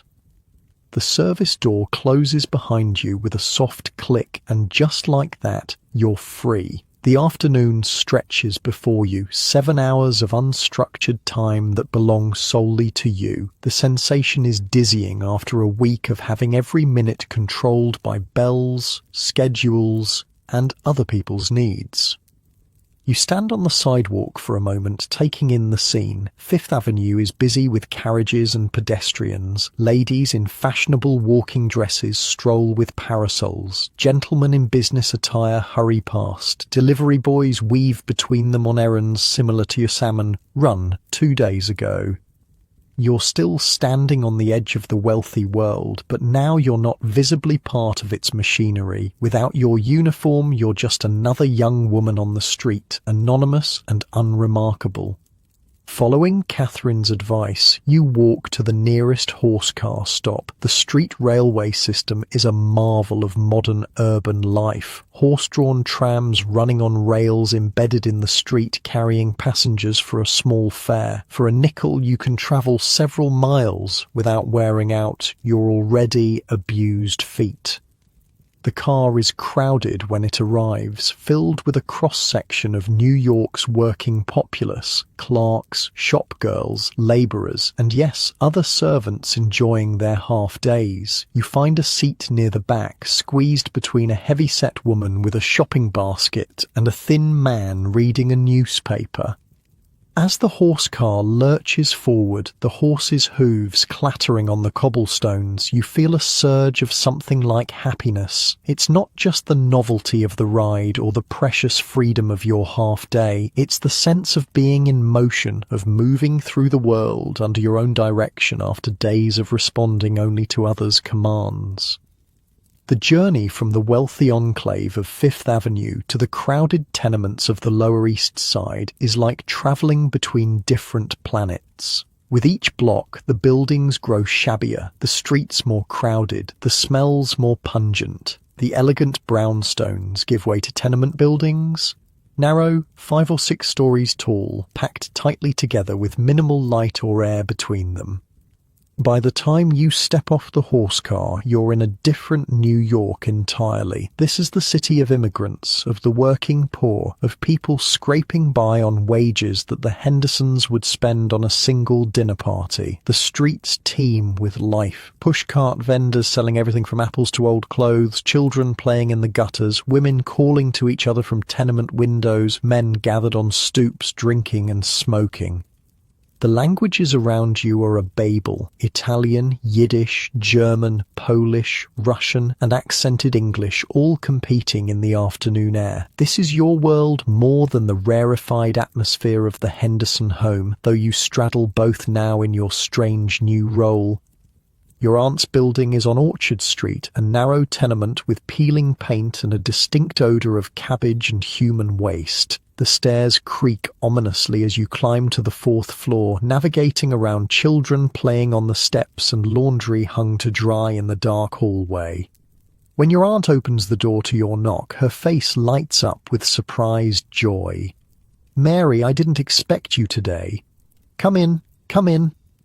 The apartment is tiny, one room serving as kitchen, living area, and bedroom for your aunt, uncle, and 2 cousins. It's clean but desperately cramped, with a small coal stove for heat and cooking, a table with 4 mismatched chairs, a bed curtained off in one corner, and pallets that will be rolled out at night for the children. But after a week in the Henderson mansion, where you occupied a tiny corner of an enormous house, the apartment feels wonderfully intimate and human. "Look at you," your aunt says, holding you at arm's length. "Only a week and already thinner. Are they feeding you at least?" "Yes, plenty," you assure her. "The work is hard, but the food is good." "Sit, sit," she urges, pulling out a chair. "I'll make tea. Tell me everything." So you sit at the scarred wooden table, a luxury after a week of eating standing up, and tell your aunt about your new life. The early mornings and late nights, the endless dishes, the sore hands and aching back, the chamber pots and coal scuttles, the hierarchy below stairs, Catherine's kindness, Mrs. Collins's exactitude, Mrs. Wallace's stern supervision. Your aunt listens, nodding occasionally, her face a mixture of sympathy and resignation. She worked as a lady's maid herself when she first came to America. Before meeting your uncle and marrying, she understands the world you're describing. "It's hard, the service life," she says, as she pours you tea in a chipped cup. "But it's better than the factory, God knows. My friend Bridget's daughter lost 3 fingers in a cutting machine last month, and the hours are worse, if you can believe it." This is the calculus of working-class life in the Gilded Age, weighing one form of exploitation against another, choosing the one that seems least likely to kill or maim you. By those standards, your position with the Hendersons is indeed fortunate. "And they're treating you proper?" your aunt asks, a concerned crease between her brows. "The master and the son, they're not bothering you?" You know what she's asking. Stories of masters or their sons taking advantage of female servants are common enough to be a real concern. Girls in service are vulnerable, their positions dependent on the goodwill of their employers, their bodies accessible in the private spaces of the household. No, nothing like that, you assure her. Mr. Henderson barely notices the female staff exists, and Master William is hardly ever home. Relief softens your aunt's face. "Good, good. The agency said they were a respectable family. I wouldn't have sent you there otherwise." The conversation turns to news from home. A letter has arrived from your mother, which your aunt reads to you since you never learned to read well yourself. The farm is struggling, as always, but your younger siblings are healthy. Your mother misses you, but is proud you found work in America. When you're established, perhaps you can help bring your sister over too. The weight of responsibility settles on your shoulders. You're not just working for yourself, but for all of them back home, dependent on the money you can send. Your aunt slips a small package across the table, fresh baked bread, a tiny pot of jam, and 2 apples. "For later," she says. A taste of home. The gift brings unexpected tears to your eyes. After a week of preparing food for others, of serving and clearing and washing, but never really enjoying, this small offering feels enormous in its thoughtfulness. Time passes too quickly in the warmth of your aunt's kitchen. Before you know it, late afternoon has arrived, and you need to start making your way back if you're to return by 9. You could stay for supper, your aunt offers. Your uncle would love to see you. But you shake your head regretfully. I can't be late, not in my first week. She understands. In service, punctuality isn't just a virtue, it's a requirement. Being late returning from your half day could cost you your position, and neither of you can afford that. With promises to visit again on your next Thursday off, you take your leave, the small package of food tucked securely in your pocket. The autumn day is fading as you step back onto the street, the shadows lengthening between the tenement buildings. Rather than heading directly back, you decide to take a slight detour. Catherine mentioned a settlement house with a reading room, and you'd like to see it for yourself. Your education was minimal, the village school until age 12, and then work on the farm, but you've always hungered for knowledge, for glimpses of the wider world beyond your immediate experience. The settlement house is on Rivington Street, a substantial building with lights glowing welcomingly in its windows. These institutions, you've learned, are staffed by middle and upper class reformers who live in poor neighbourhoods, providing services and education to immigrants and the working poor. They're a new phenomenon, part of the progressive response to the stark inequalities of the Gilded Age. Inside, the reading room is a revelation, clean, well-lit, lined with bookshelves and furnished with actual comfortable chairs. A few people sit reading newspapers or books, their faces intent in the lamplight. A young woman in a plain but well-made dress approaches you with a smile. "Welcome. Is this your first visit to our reading room?" You nod, suddenly self-conscious of your simple clothes and rough hands.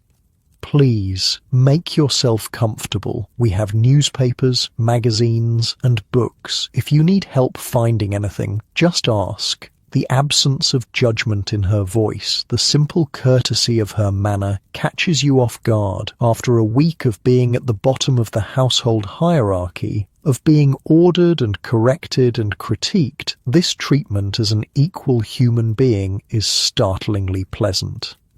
You select a magazine from a nearby table, Harper's Bazaar, with illustrations of fashions you could never afford, and sink into a chair. The simple act of sitting comfortably, of reading for pleasure, of being still without being asleep, feels impossibly luxurious after your week of constant labour.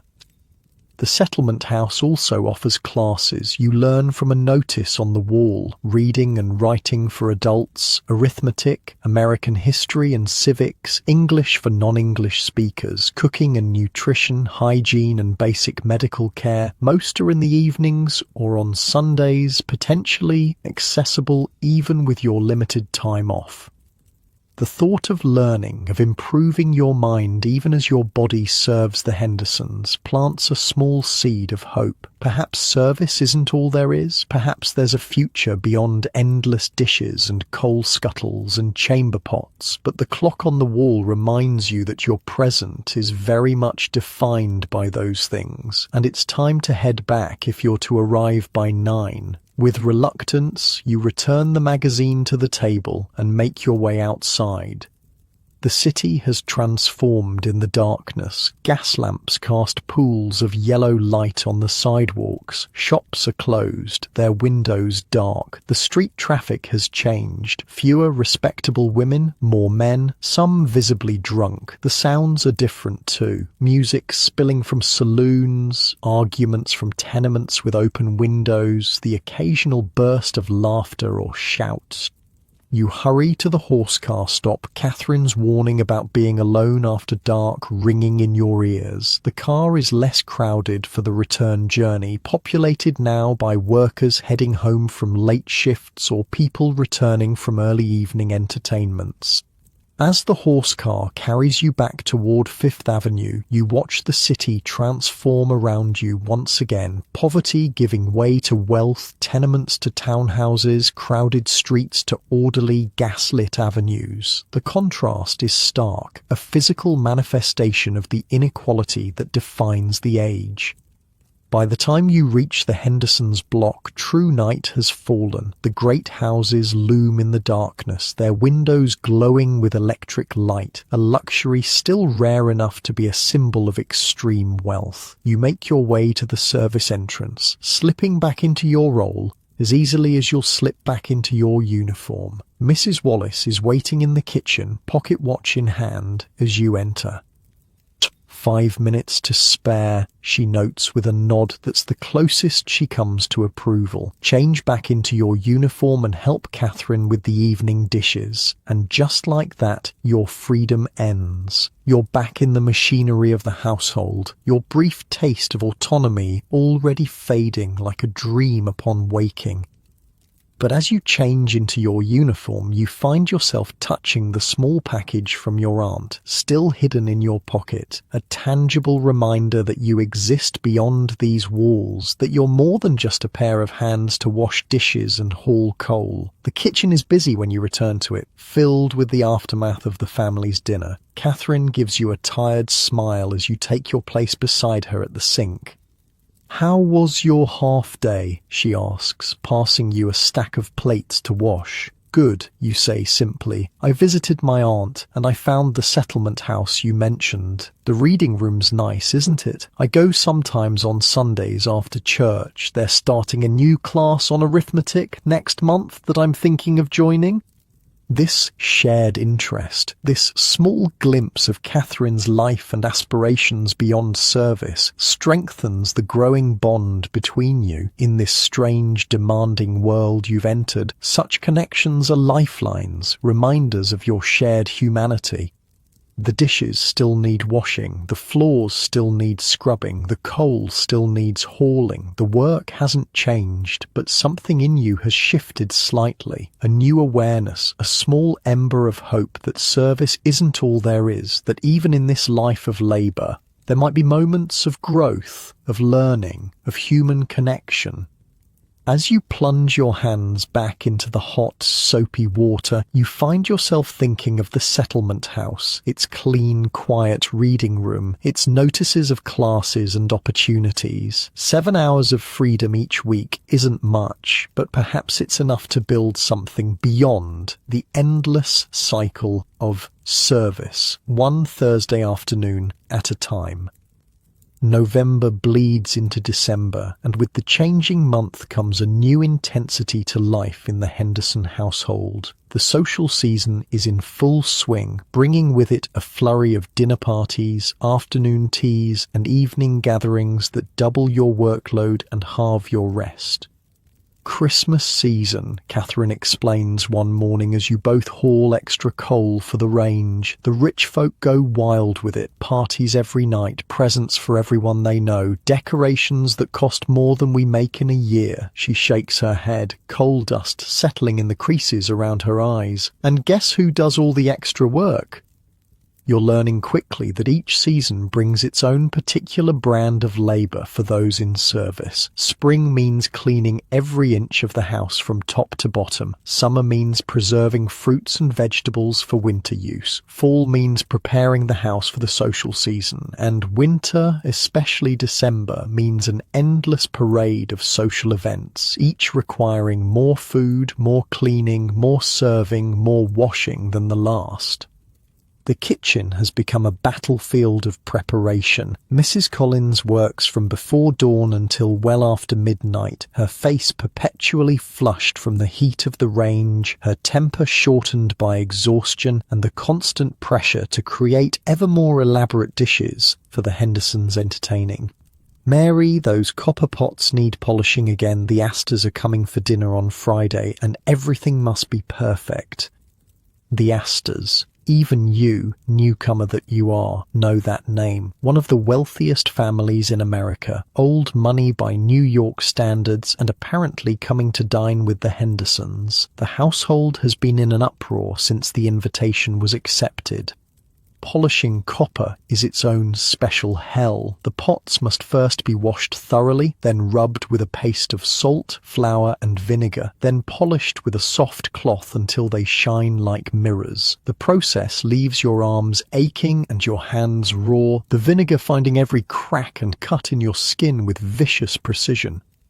But there's no time to nurse your wounds. The Astor dinner is just one of a dozen events planned for December, and preparations for all of them happen simultaneously, creating a chaotic overlay of tasks that never seem to end. I need 4 pounds of chestnuts peeled for the stuffing.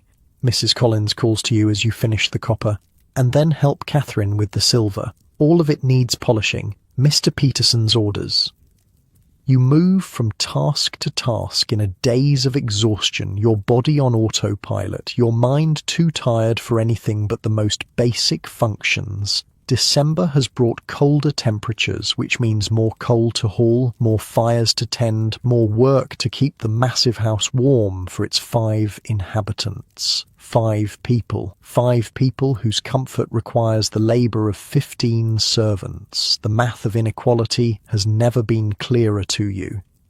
As you peel chestnuts until your thumbs blister, you find yourself calculating the cost of it all. The Hendersons spend more on a single dinner party than you'll earn in 2 years of service. The dress Mrs. Henderson will wear to greet the Astors cost enough to feed your entire family in Ireland for a year. The flowers alone for the dining table represent a month of your wages.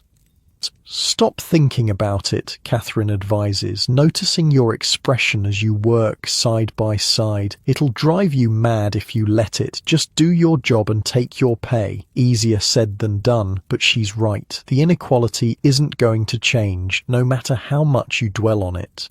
Better to focus on surviving, on finding small moments of dignity and humanity within the system you can't escape. The Astor dinner arrives, bringing with it an even greater frenzy of preparation. The entire house must be cleaned to an impossible standard. Every piece of silver, crystal, and fine china must be perfectly polished and arranged. The meal itself involves 12 courses, each more elaborate than the last. You catch glimpses of the preparations in the dining room as you carry clean dishes up from the kitchen. The table gleams with silver, crystal, and the glow of beeswax candles. Fresh flowers from the hothouse form an elaborate centerpiece. Place cards written in elegant calligraphy mark each setting. "Don't gawk," Mrs. Wallace says sharply, catching you staring. "Back to the kitchen where you belong." The kitchen is a scene from Dante's Inferno on the night of the dinner. The heat from the range is overwhelming, sweat pouring down everyone's faces as they work. Mrs. Collins orchestrates the complex dance of cooking and plating, her voice rising occasionally in sharp commands when something isn't perfect. You're relegated to your usual position at the sink, washing the endless stream of pots, pans, and utensils that the meal preparation requires. By the time the first course is ready to go up, your hands are already raw and your back aching. But tonight brings something new. You're needed upstairs. The dinner is so elaborate, the service so complex, that every available hand is required to help. "Mary, you'll be serving water," Mr. Peterson informs you, his tone making it clear this is a grave responsibility you're barely qualified for. You do not speak unless spoken to. You do not make eye contact with the guests. You move clockwise around the table, serving from the right. You wait against the wall when not actively serving. Is that clear?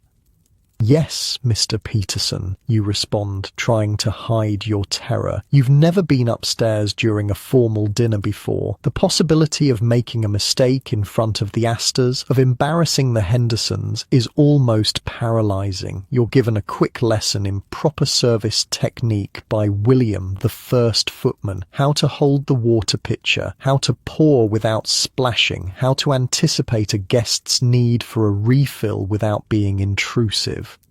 And then, suddenly, you're upstairs, standing against the wall in the grand dining room, trying to be invisible, yet available, your heart hammering in your chest. The room is a tableau of wealth and privilege. The ladies in evening gowns, diamonds glittering at their throats and wrists. The men in formal black and white, their conversations ranging from business deals to yacht races. The table laden with fine food, the air fragrant with expensive perfumes and cigar smoke. And there, at the head of the table, is Mrs. Astor herself, the Mrs. Astor, undisputed queen of New York society, arbiter of who matters and who doesn't in the city's elite circles. Her presence at the Henderson table is a social coup of the highest order, a validation of their place in society. You move around the table as instructed, refilling water glasses, trying to be unobtrusive. No one looks at you. To them, you're just another piece of the household machinery, as unremarkable as the chairs they sit on, until you reach Mrs. Astor's glass. As you lean forward to pour, she raises her hand slightly, stopping you. "Tell me, girl," she says, her voice carrying an authority that silences the nearby conversations. "Are you new to service?" Your throat closes in panic. You're not supposed to speak to the guests. You're not supposed to be noticed at all. But she's asked you a direct question, and Mrs. Astor is not someone even a scullery maid can ignore. "Yes, ma'am," you manage, your voice barely audible. 6 weeks. She nods, as if confirming something to herself. "I thought so. I can always tell. My advice? Stand straighter. You'll last longer in service if you don't ruin your back." And with that, she turns away, rejoining the conversation as if the exchange never happened. You finish pouring her water, your hands shaking slightly, and continue around the table, feeling Mrs. Henderson's eyes burning into your back. Later, in the kitchen between courses, Catherine finds you pressed against the wall, still trembling. "What happened?" she asks, noting your distress. "Mrs. Astor spoke to me," you whisper, the words sounding absurd even as you say them. Catherine's eyes widen. What did she say? "To stand straighter." To your surprise, Catherine laughs. "That's good advice, actually, but don't worry. If Mrs. Henderson was truly angry about it, you'd know by now." The dinner continues for 4 more hours, course after elaborate course. Your feet scream in your tight shoes, your back aches from standing at attention, your arms grow leaden from carrying the heavy water pitcher. But you keep going, moving through the intricate dance of service, watching the other servants for cues, desperate not to make a mistake. By the time the last guest departs, well after midnight, you're swaying on your feet with exhaustion, but the work isn't done. The dining room must be cleared, the dishes washed, the silver cleaned and put away, the kitchen scrubbed for the next day's meals. It's nearly 3 in the morning when you finally climb the narrow stairs to the attic room. Catherine and Annie are already asleep, too exhausted to wait up or talk. You undress in the dark, your fingers fumbling with buttons and hooks, and collapse onto your thin mattress without even washing your face. Sleep comes instantly, a black wave that pulls you under, but it feels like only seconds before Catherine is shaking your shoulder, the dreaded bell already ringing for a new day. "Up," she says, her own face grey with fatigue. "Mrs. Collins wants extra help with breakfast. The family has guests staying over." You peel yourself from the bed, every muscle screaming in protest. 6 weeks in service has hardened your body somewhat, but nothing could fully prepare it for the extremes of last night's dinner service, followed by barely 3 hours of sleep. Your hands, when you look at them in the weak morning light, are a testament to your labor. The skin is red, chapped, cracked in places, with small burns from hot water and the range. Your nails are broken short, dark lines of ingrained dirt beneath them, despite your best scrubbing. These are not the hands you brought from Ireland. These are a servant's hands, marked irrevocably by your new life. Breakfast service is a blur of fatigue. You move through the kitchen like a ghost, washing, carrying, cleaning, your body functioning on some basic animal level while your mind floats in a haze of exhaustion. You'll get used to it, Mrs. Collins tells you when she catches you swaying by the sink, a plate slipping dangerously in your grip. The season's always like this. January will be quieter. January feels like a distant dream, an impossible respite that may never arrive. December stretches before you, an endless parade of dinner parties, teas, and holiday entertainments, each demanding more from your already depleted reserves. But there are small mercies, small moments of humanity that make the grueling pace bearable. The other servants, equally exhausted, develop a stronger camaraderie under pressure. Tasks are shared, burdens divided, small kindnesses exchanged. Mrs. Collins slips you an extra piece of the chocolate cake that was served at the Astor dinner, a luxury you would never normally taste. William carries a particularly heavy coal scuttle for you when he sees you struggling on the stairs. Annie takes over washing the breakfast dishes when your hands start bleeding again, sending you to Mrs. Wallace for bandages. And most unexpectedly, Mrs. Henderson herself notices your condition. 3 days after the Astor dinner, as you're serving at another evening meal, she spots the bandages on your hands. "Girl," she says, pausing in her conversation, "what happened to your hands?" You freeze. Water pitcher halfway to a glass. "Nothing, ma'am. Just the usual." She frowns slightly. "See Mrs. Wallace after dinner. She has a salve for that."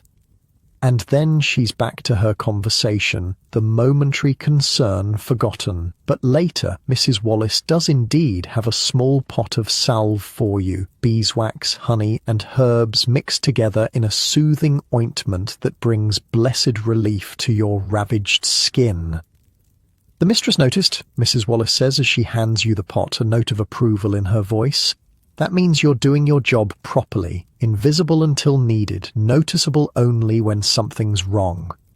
This, you realize, is high praise in the world of service, to be seen only when necessary, to fade into the background otherwise. Mrs. Henderson noticing your hands means you failed at perfect invisibility, but her small act of concern suggests you're valued, if only as a functioning piece of the household machinery.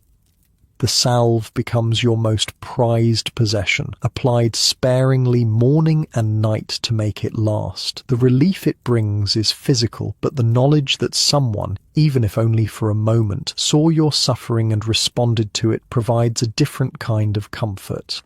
December grinds on, each day bringing new demands, new events, new labours. The house is decorated for Christmas, elaborate greenery on the staircases, a massive tree in the drawing room hung with ornaments from Europe, holly and ivy on every mantelpiece, all of it requiring extra cleaning, extra care, extra work from the already exhausted staff.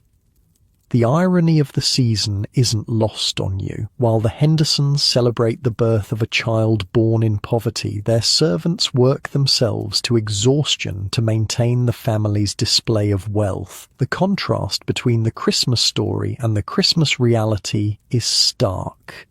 But even in service, even in the relentless pace of the season, there are moments of genuine human connection, of shared experience that transcends the rigid hierarchy of the household. One evening, a rare quiet one with the family out at the opera, Mrs. Collins allows the kitchen staff to decorate gingerbread cookies for themselves. It's a simple pleasure, but after weeks of preparing elaborate foods you can't eat, the opportunity to create something for your own enjoyment feels like a luxury. You, Catherine, and Annie sit at the kitchen table, icing the cookies with simple patterns, laughing at your clumsy attempts, sampling the results. Mrs. Collins pretends not to notice when you eat more than you decorate, her usual stern demeanour softened by the season and the rare moment of leisure. "My mother used to make these," you say, the taste of ginger and molasses bringing a sudden, sharp memory of home. "At Christmas, if there was enough money for the spices." "Mine too," Catherine says, her eyes distant with remembrance. "We'd hang them on a string by the fire. For a few precious minutes, you're not just servants, not just pairs of hands to wash and carry and clean. You're young women sharing memories, connecting through a simple pleasure that bridges the gap between your old lives and your new one." The moment ends too soon. It always does. When the bell rings to announce the family's return, you scramble to clear away the evidence of your small celebration, to return to your proper roles and duties. But something of that brief warmth lingers, a reminder that even in the demanding, often dehumanizing world of service, there are still moments of connection, of shared humanity. They're rare, fleeting, but perhaps all the more precious for that. As Christmas approaches, bringing with it the peak of the social season and your most grueling days yet, you find yourself clinging to these small moments, the salve for your hands, the shared cookies, the brief kindnesses between staff. They're not enough to make the work less back-breaking, the hours less punishing, the inequality less stark, but they're enough, just barely, to help you endure. Christmas arrives with a dusting of snow that transforms Fifth Avenue into a picture postcard vision of holiday beauty. The wealthy homes glow with light and greenery, carriages with fur-wrapped passengers glide over the whitened streets, and the air holds that particular stillness that comes only with fresh snow. Inside the Henderson home, two very different Christmases unfold under the same roof.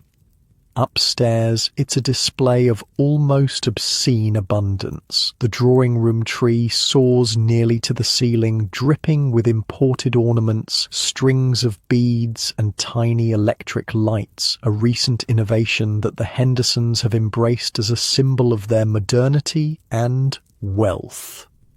Beneath it sit piles of elaborately wrapped packages, silk scarves from Paris for Mrs. Henderson, a gold watch for Mr. Henderson, new riding boots for Master William, a pearl necklace for Miss Louise.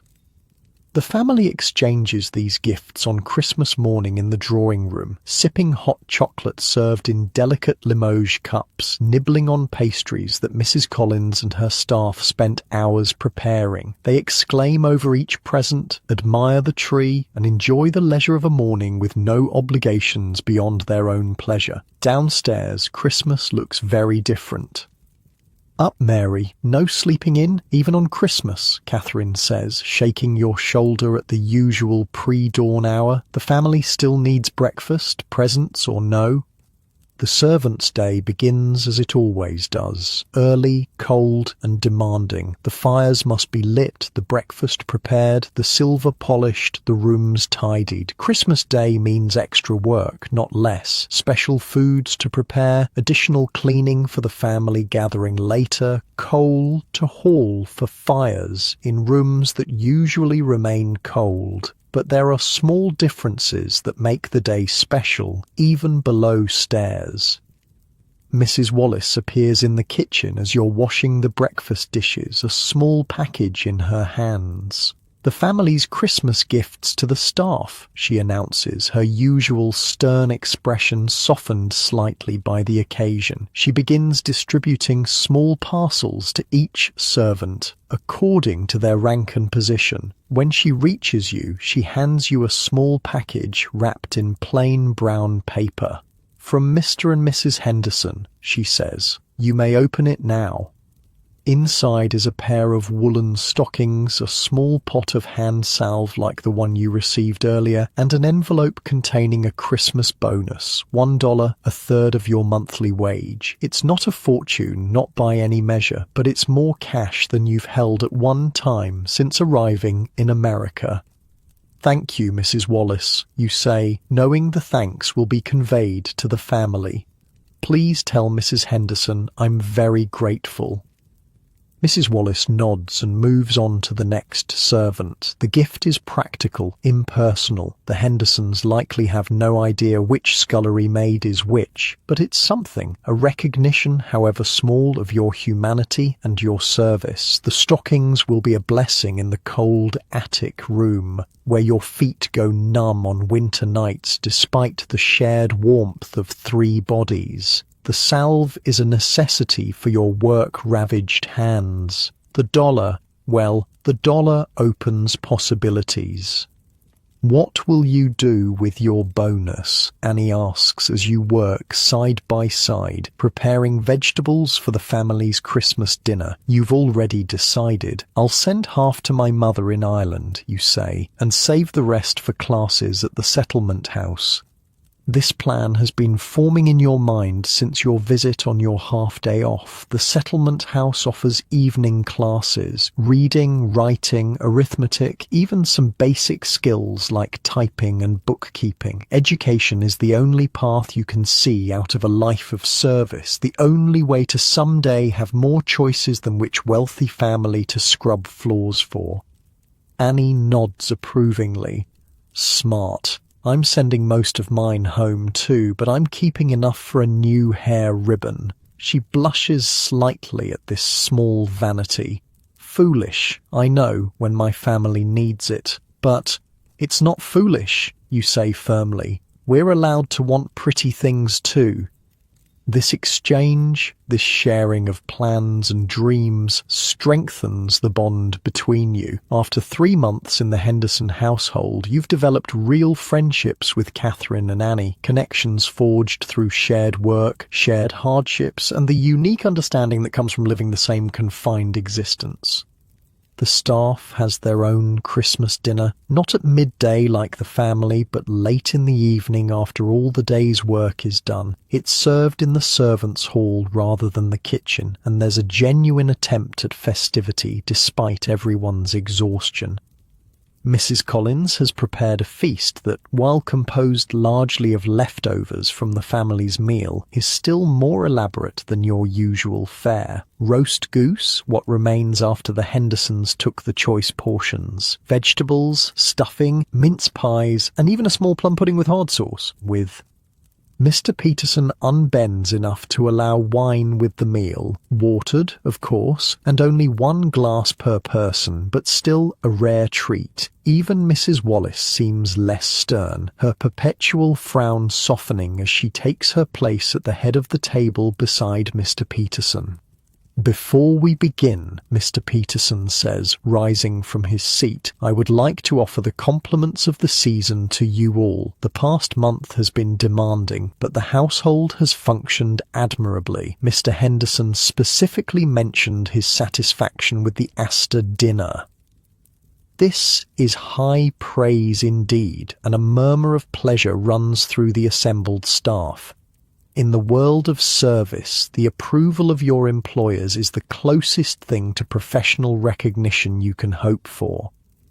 Additionally, Mr. Peterson continues, Mrs. Henderson asked me to convey her appreciation for the household's smooth running during this busy season. She particularly noted the quality of the meals, the cleanliness of the public rooms, and the excellent service at various events. Mrs. Collins and Mrs. Wallace both straighten slightly at this acknowledgement of their domains. The footmen exchange pleased glances. Even you feel a small glow of pride, knowing that your endless dishwashing and coal hauling contributed to the smooth running being praised. "And now," Mr. Peterson concludes, raising his glass, "Merry Christmas to all." "Merry Christmas," everyone echoes, sipping the watered wine. The meal that follows is the closest thing to a genuine celebration you've experienced since entering service. The rigid hierarchy remains. Mr. Peterson and Mrs. Wallace at the head of the table, the upper servants clustered near them, the lower servants, including you, at the far end, but there's a relaxed quality to the conversation, a shared pleasure in the food and rare leisure. Stories are told, mostly of Christmas disasters narrowly averted in previous years or other households. Mrs. Collins recounts the time a Christmas goose caught fire, filling a house with smoke minutes before guests arrived. William describes a drunken footman who dropped an entire tureen of soup in a dowager's lap during Christmas dinner. Even Mrs. Wallace contributes a tale of a Christmas tree that toppled onto a sleeping dog, sending it howling through a room full of startled guests. These stories, shared with the dark humour particular to those in service, create a sense of community, of shared experience that transcends your individual positions in the household hierarchy. For a few hours, you're not just servants fulfilling functions, you're people with histories, with experiences, with the ability to laugh together at the absurdities of your world.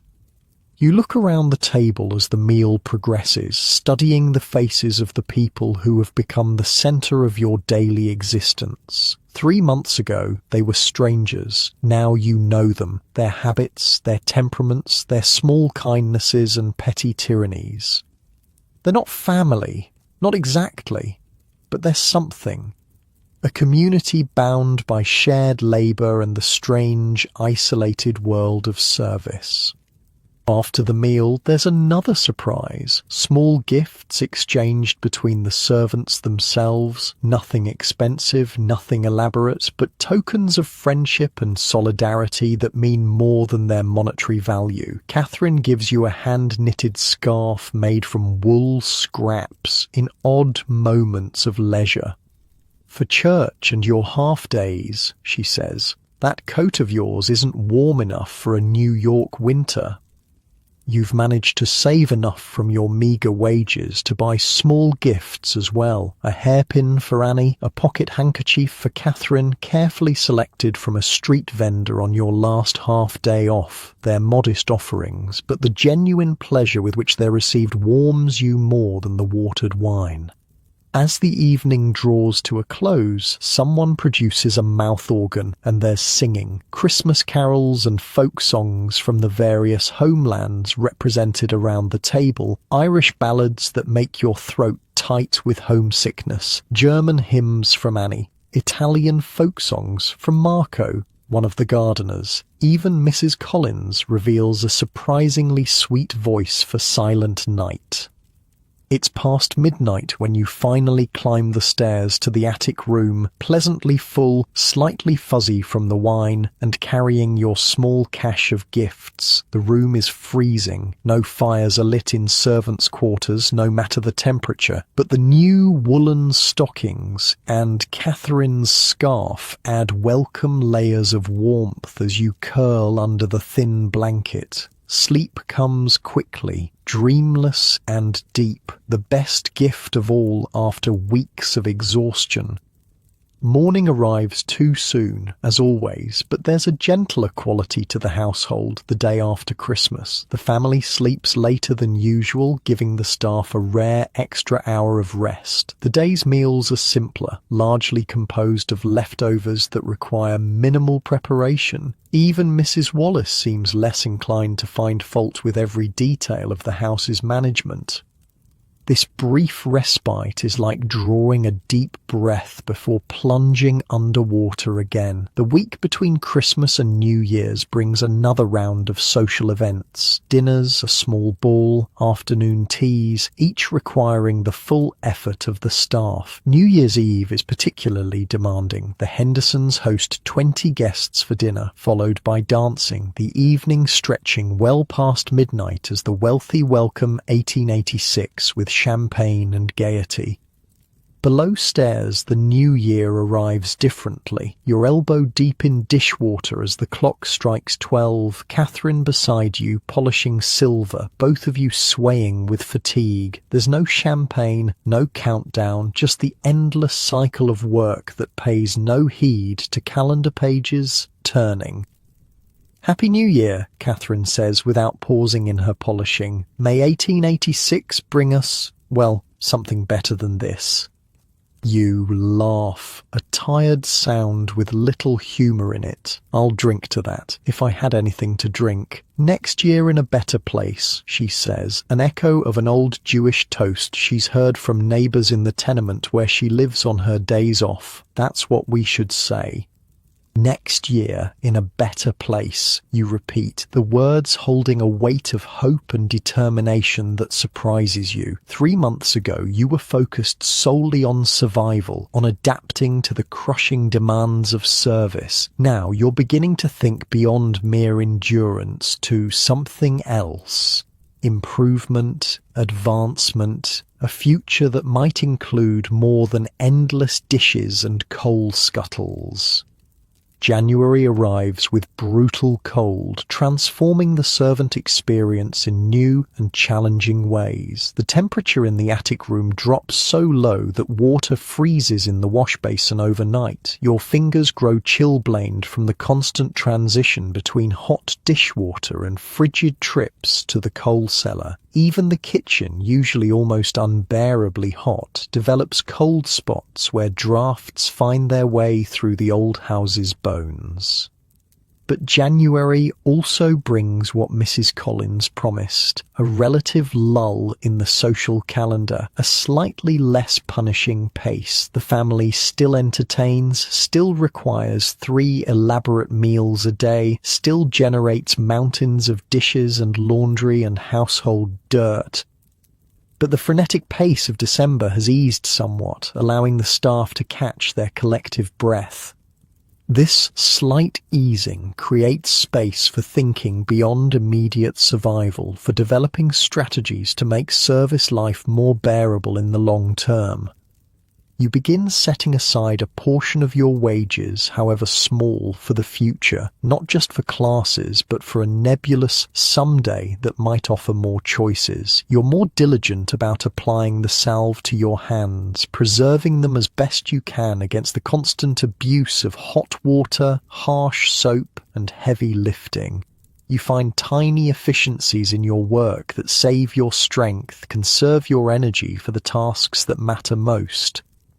Most importantly, you begin to see service not as your destiny, but as your present circumstance. Difficult, demanding, often dehumanizing, but not necessarily permanent. There are other paths, other possibilities, if you can endure long enough to reach them. This perspective doesn't make the work easier, doesn't make the days shorter or the hierarchy less rigid, but it creates a small, vital space of hope in the otherwise confined existence of a scullery maid in America's Gilded Age.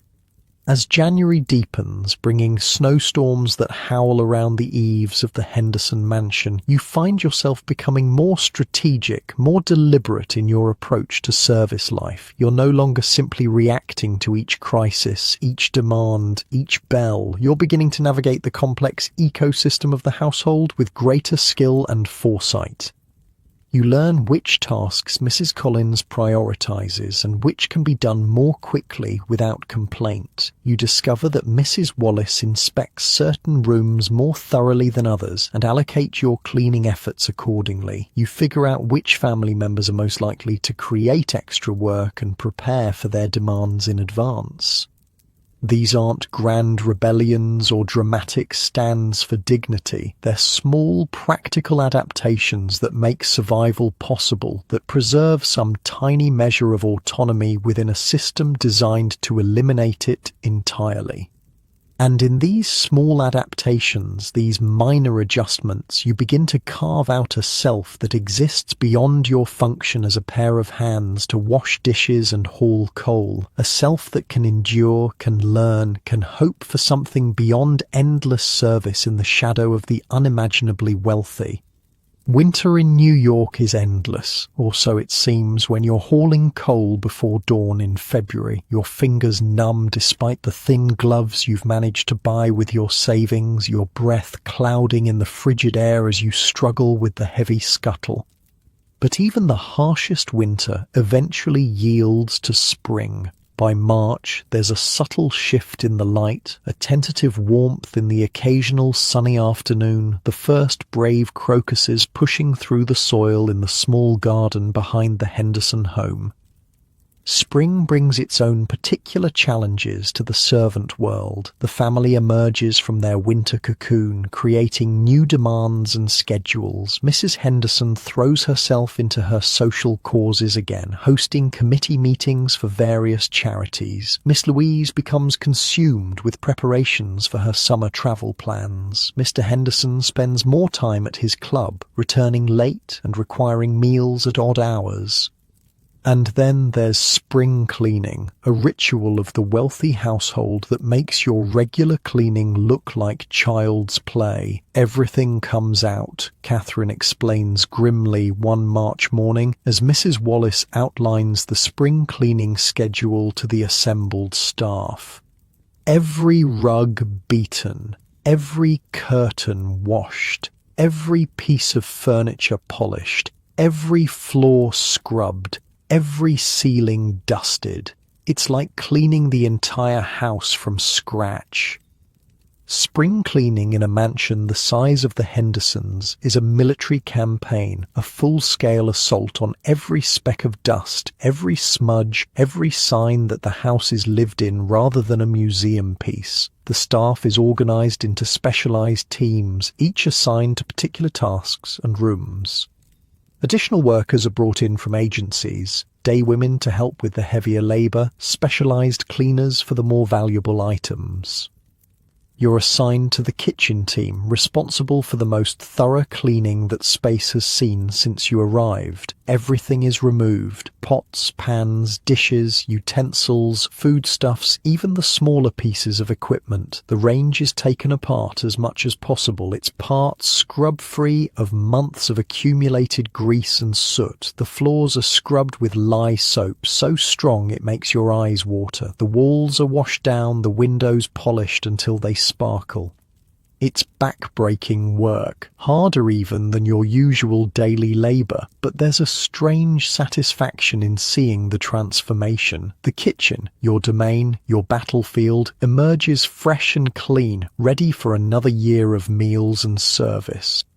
The spring cleaning takes over 2 weeks, the household in a constant state of disruption. The family dines out more frequently to avoid the chaos, but their absence doesn't reduce the workload. If anything, it increases it, giving the staff more time to pull everything apart and put it back together again.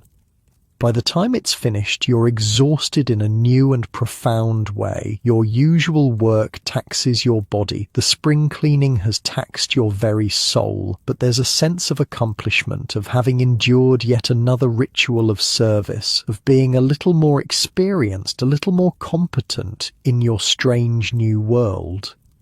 As spring advances, bringing actual warmth and longer days, a small but significant change comes to your life. You finally begin attending classes at the settlement house on your Thursday half-days. The first class is basic reading and writing, held in the same reading room you visited months ago.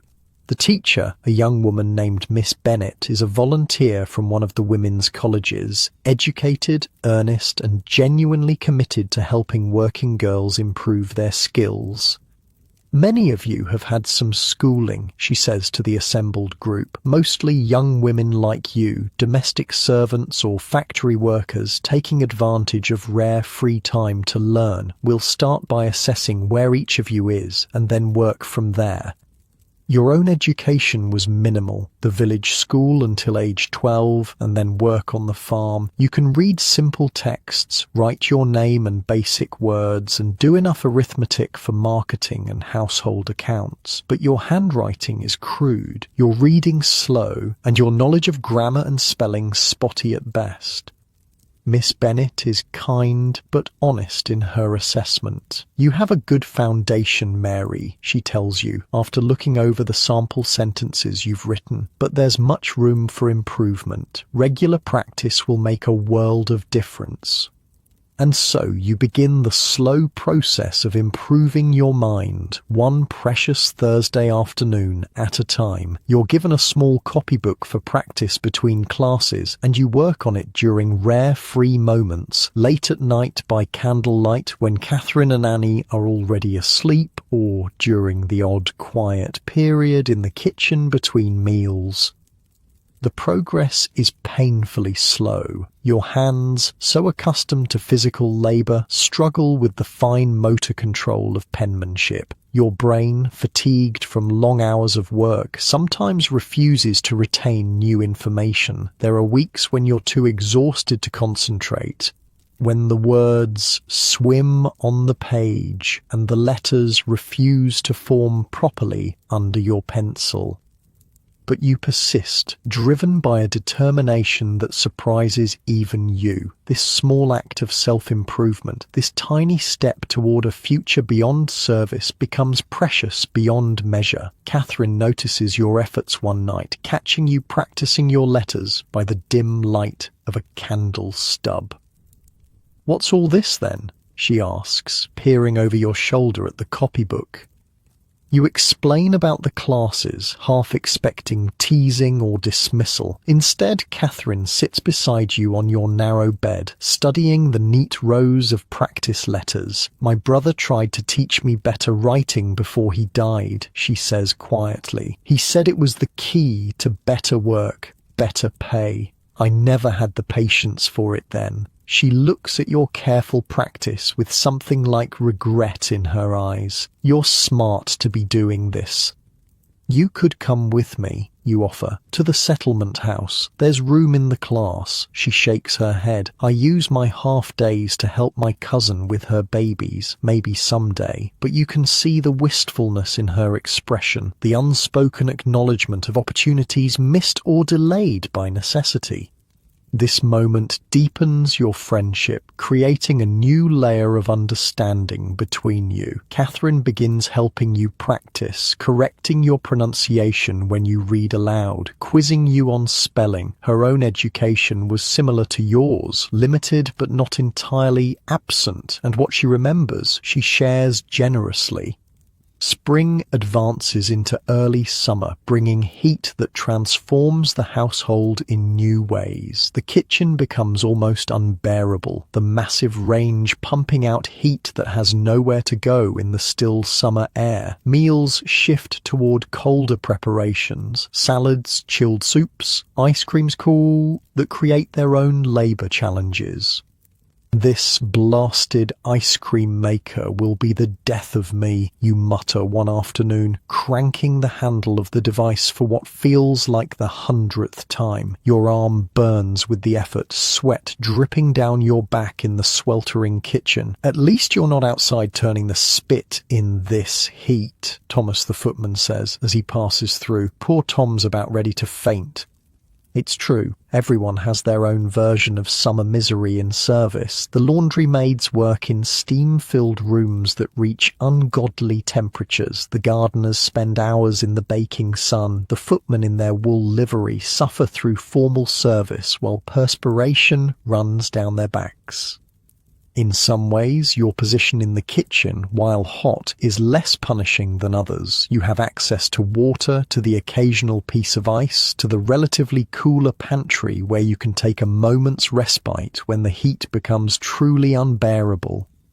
The family, of course, has their own solutions to summer discomfort. They spend weekends at their country house on Long Island, a smaller but still luxurious residence where the ocean breezes provide natural cooling. A skeleton staff goes with them. Mr. Peterson, Mrs. Wallace, the lady's maid, the valet, and a couple of the higher-ranking servants. These weekends provide a strange, welcome alteration to the rhythm of the main house. With the family away and the most vigilant supervisors gone, the remaining staff experiences a subtle relaxation of the usual rigid discipline. Mrs. Collins, left in charge of the kitchen, is firm but more humane than Mrs. Wallace. She allows longer breaks, the occasional early night, even a rare swim in the kitchen sink for those of you working in the worst heat. "Don't tell Mrs. Wallace," she says, filling the sink with relatively cool water one particularly brutal July afternoon. "But there's no sense in you girls fainting from the heat. Take turns, 5 minutes each, and then back to work. It's a small mercy, but an enormous luxury. The water, while not truly cool, feels heavenly against your overheated skin. 5 minutes of relief in a day of suffering, a gift you'd never have received with the full household present. These summer weekends create space for other small pleasures too. With fewer people to cook for, meals are simpler, workloads slightly reduced. There's time for actual conversation at staff meals, for sharing stories and jokes, for being people rather than just functions. You learn more about your fellow servants during these quieter times. Thomas, the second footman, is sending money home to his widowed mother in Boston. Annie's younger sister is saving to join her in America. Mrs. Collins began as a scullery maid herself, working her way up through kitchen positions to her current role over 20 years of service.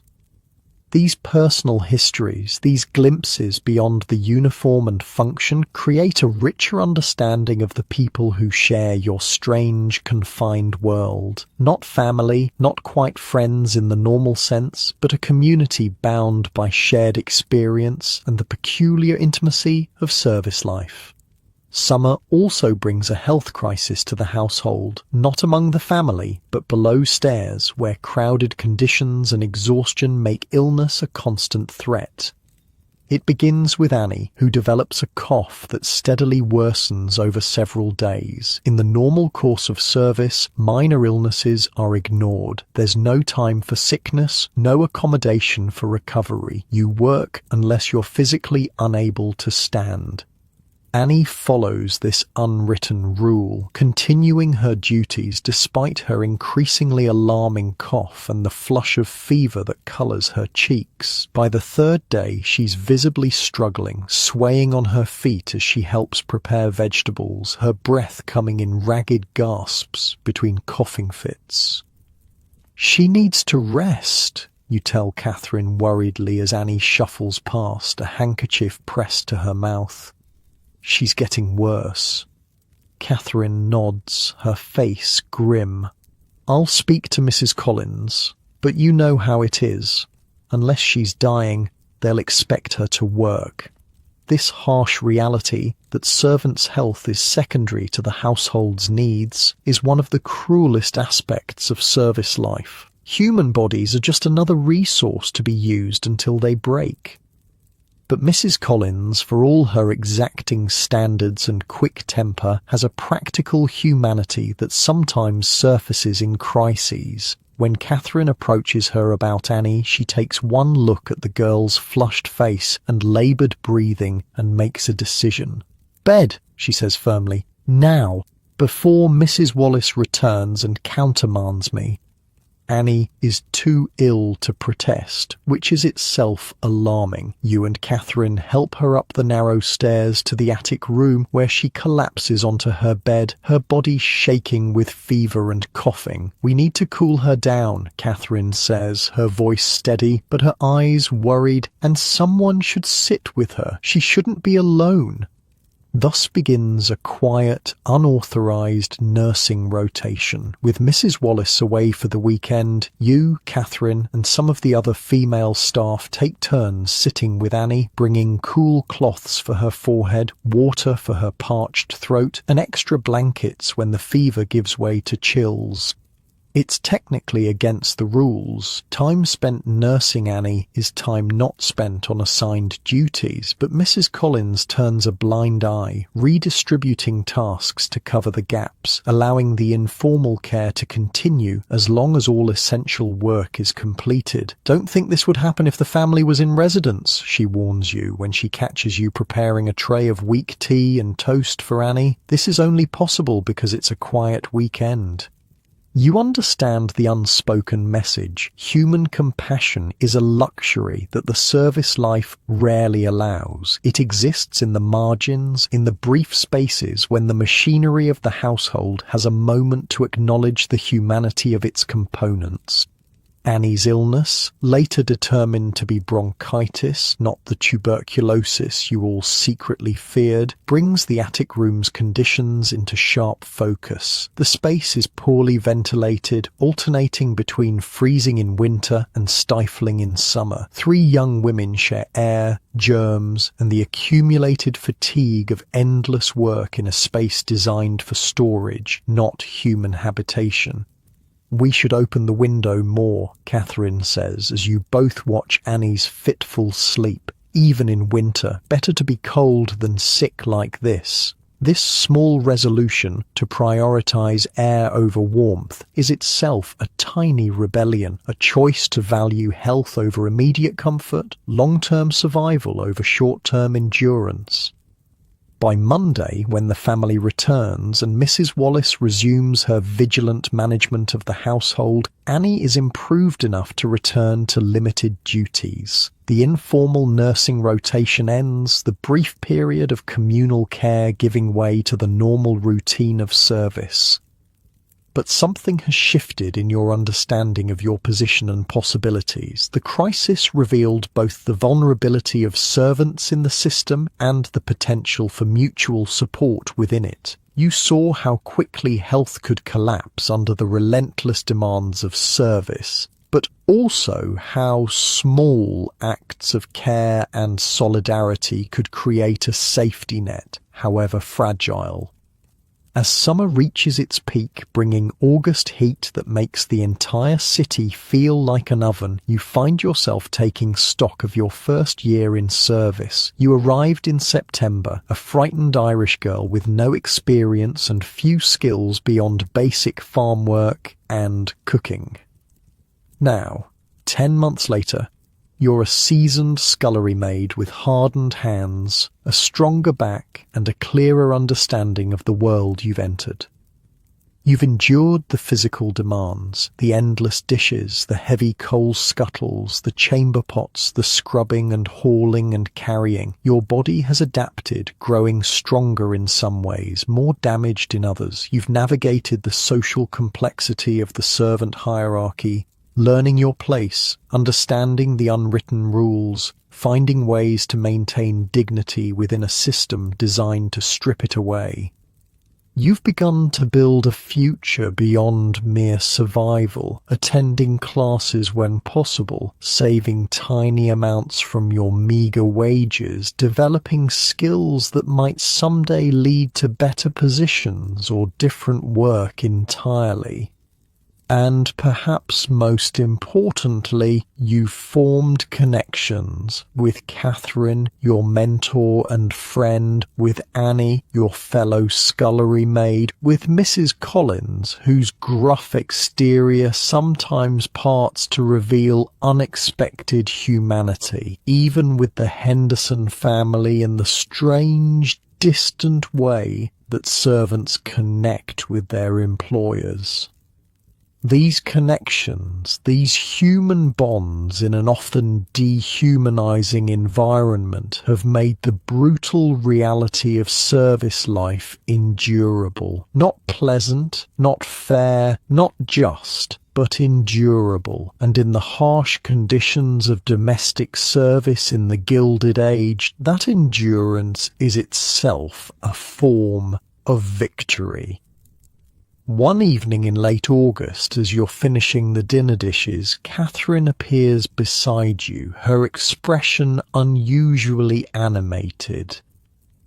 "I heard something today," she says quietly, glancing around to ensure no one else is within earshot. "Mrs. Henderson's lady's maid is leaving, getting married next month. There'll be an opening. The implications are clear immediately. Lady's maid is one of the highest female positions in the household, several significant steps above scullery maid in status, comfort, and pay. They'll never consider me, you say automatically. I've only been here a year, and I'm still just washing dishes." Catherine shakes her head. "Don't be so sure. Mrs. Wallace was talking to Mrs. Collins about potential replacements. Your name came up. Mine? You nearly dropped the plate you're washing. Why would they consider me? Mrs. Henderson noticed your improved reading and writing. Apparently, you addressed some envelopes for Mrs. Collins last week, and the mistress commented on your handwriting." Catherine grins at your shocked expression. "See? Those classes are already paying off."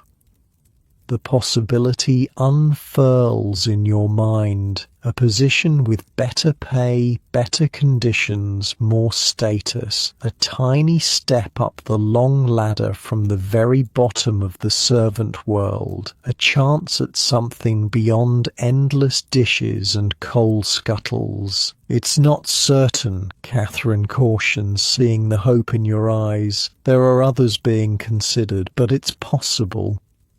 Possible. The word echoes in your mind as you finish the dishes, as you scrub the kitchen floor, as you climb the narrow stairs to the attic room. Possible. A future different from your present. A life that might include more than mere survival. That night, lying in your narrow bed, listening to Annie's still raspy breathing and Catherine's soft snores, you allow yourself to imagine not some grand escape from service, you're too practical for such fantasies, but a gradual improvement, a slow ascent from the basement of society. Perhaps lady's maid, perhaps someday housekeeper. Perhaps even with enough education and savings, a small shop of your own, a room you don't share, a life defined by more than bells and other people's needs. It's a modest dream by most standards, but in the context of your limited options, your constrained reality, it's revolutionary. The simple belief that tomorrow might be better than today, that your life might be more than an endless repetition of the same back-breaking labor until your body gives out. This small hope, this tiny flame of possibility, is perhaps the most precious thing you've gained in your year of service. Not just the knowledge of how to survive, but the belief that survival itself might someday give way to something more. September marks your 1-year anniversary in the Henderson household, one full turn of the seasons as a domestic servant in America's Gilded Age, 365 days of rising before dawn, working until exhaustion and falling into bed only to do it all again hours later. You've lasted longer than most, Thomas the footman tells you with a hint of genuine respect in his voice. Half the scullery maids don't make it 6 months. It's a milestone that passes unmarked by the family, unacknowledged officially by the upper servants, but below stairs, among your peers, there's a quiet recognition. Catherine brings you a ribbon she saved from a package. Annie shares half an orange she received from the cook. Mrs. Collins allows you to take an extra piece of bread with your dinner. Small gestures, tiny acknowledgements of your endurance, your integration into the peculiar society of service. But the true marker of your year's transformation is the possibility Catherine mentioned, the lady's maid position. In the week since she first told you about it, you've oscillated between hope and certainty of disappointment. Someone more experienced will surely be chosen. Someone already higher in the hierarchy, someone with better skills, better connections, better everything. You're carefully washing teacups one afternoon, the delicate china requiring your full attention, when Mrs. Wallace appears in the kitchen doorway. "Mary," she says, her voice betraying nothing, "come to my sitting room when you've finished those cups." Your heart jumps into your throat. Mrs. Wallace's sitting room is where formal staff matters are discussed. Hirings, firings, serious disciplinary issues. Being summoned there is either very good or very bad, with little middle ground. You finish the cups with trembling hands, dry them carefully, and put them away in their proper cabinet. Then, after a quick glance in the small mirror by the service door to check your cap and apron, you make your way to Mrs. Wallace's domain. Her sitting room is a space few of the lower servants ever see, a small but comfortable room with actual upholstered furniture, a desk for household accounts, and shelves containing the household management books. It feels almost luxurious compared to the Spartan servants' hall and the utilitarian kitchen. Mrs. Wallace is seated at her desk, writing in a ledger. She doesn't look up immediately when you enter, completing her notation before acknowledging your presence. "Oh, Mary," she says finally, "you've been with us nearly a year now." "Yes, Mrs. Wallace." Your voice comes out steadier than you expected. "Your work has been satisfactory. Mrs. Collins speaks well of your reliability and willingness to learn. You've caused no problems in the household. And I understand you've been improving your education at that settlement house. This last observation surprises you. You didn't think Mrs. Wallace paid attention to how you spent your half-days." "Yes, ma'am. Reading and writing classes." She nods, as if confirming something to herself. "As you may have heard, Margaret is leaving us next month. Her position will need to be filled." Your breath catches, so Catherine's information was correct. The lady's maid position is indeed opening. "Normally," Mrs. Wallace continues, "we would bring in someone experienced from outside or promote a housemaid with more seniority, but Mrs. Henderson has expressed a preference for promoting from within when possible, and your improved handwriting has been noticed." She pauses, studying your face. "You are obviously not qualified to step directly into a lady's maid position. The skills required, hairdressing, mending fine clothing, caring for jewellery, are beyond your current abilities." Your heart sinks. Of course, it was foolish to hope. However, Mrs. Wallace continues, "Mrs. Henderson has approved a partial promotion. You will move from scullery maid to between maid, assisting both in the kitchen and upstairs with lighter housekeeping duties. And you will begin training under Margaret for her duties before she leaves, with the understanding that if you show aptitude, you may eventually advance to lady's maid or similar position." The words take a moment to penetrate. Not a full promotion, but a step up, a significant step up from the absolute bottom of the hierarchy, an acknowledgement of potential, of possible advancement. This will mean an increase in wages to $5 monthly, with the same arrangement for room and board, Mrs. Wallace adds. You will still share the attic room with Catherine and Annie, but your duties will be more varied and somewhat less physically demanding. $5 a month, nearly double your current wage. The math races through your head. More to send home, more to save, more for classes. "Thank you, Mrs. Wallace," you manage to say. "I'm very grateful for the opportunity."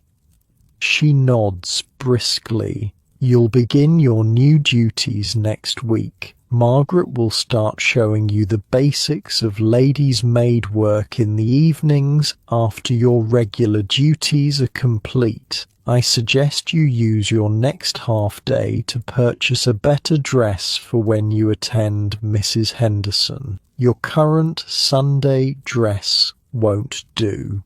And with that, you're dismissed, your head spinning with the implications of this unexpected change in fortune.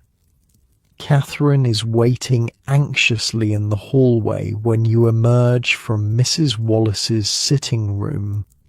"Well," she demands in a whisper, "what did she say?" You pull her into the small linen closet nearby, the only place you can speak privately. "Between maid," you whisper back, and training with Margaret, with the possibility of advancing to lady's maid eventually. Catherine's face lights up. "Mary, that's wonderful. Between maid is still hard work, but it's a real step up. No more chamber pots, no more coal scuttles, and learning ladies' maid skills. That could take you anywhere." She hugs you impulsively, a rare physical expression of affection in the often reserved world of service. You hug her back, your own emotions a tangle of excitement, disbelief, and a strange sadness at the thought of leaving the kitchen where you've worked beside her for a year. "I'll miss working with you all day," you admit. "You'll still live with us," she reminds you, "and we'll see each other at meals. Besides, I might not be in the kitchen forever either. Mrs. Collins hinted I might train as a parlour maid if my knees hold out." This possibility that you might both advance, might both find slightly better positions within the confined world of service, adds to your sense of cautious hope. Not an escape from service, not a radical change in circumstances, but small incremental improvements, steps up from the absolute bottom. The news spreads quickly below stairs, where little remains secret for long. The reactions vary. Annie is genuinely happy for you. Mrs. Collins offers gruff congratulations. Thomas the footman gives you a respectful nod. Some of the housemaids seem resentful, having been passed over for the potential advancement themselves. But the most surprising reaction comes from Margaret, the departing lady's maid. When you report to her that evening for your first training session, her welcome is unexpectedly warm. "I recommended you, you know," she says as she shows you into Mrs. Henderson's dressing room, a space you've never entered before. "I saw your work with those envelopes, such neat handwriting for someone with so little schooling, and Mrs. Collins said you were quick to learn. That's what a lady's maid needs most, the ability to learn quickly and adapt." The dressing room is a revelation, a space larger than the entire attic room you share with two others, dedicated solely to Mrs. Henderson's clothing and personal items. Wardrobes line one wall filled with dresses, walking costumes, evening gowns. A vanity table holds silver brushes, crystal perfume bottles, and jewellery cases. A full-length mirror in an ornate frame stands in one corner. "First lesson," Margaret says, opening one of the wardrobes, "understanding fabrics. You need to know how to clean and press everything from the finest silk to wool to cotton, each with different requirements. A single mistake can ruin a dress worth more than you'll earn in 2 years."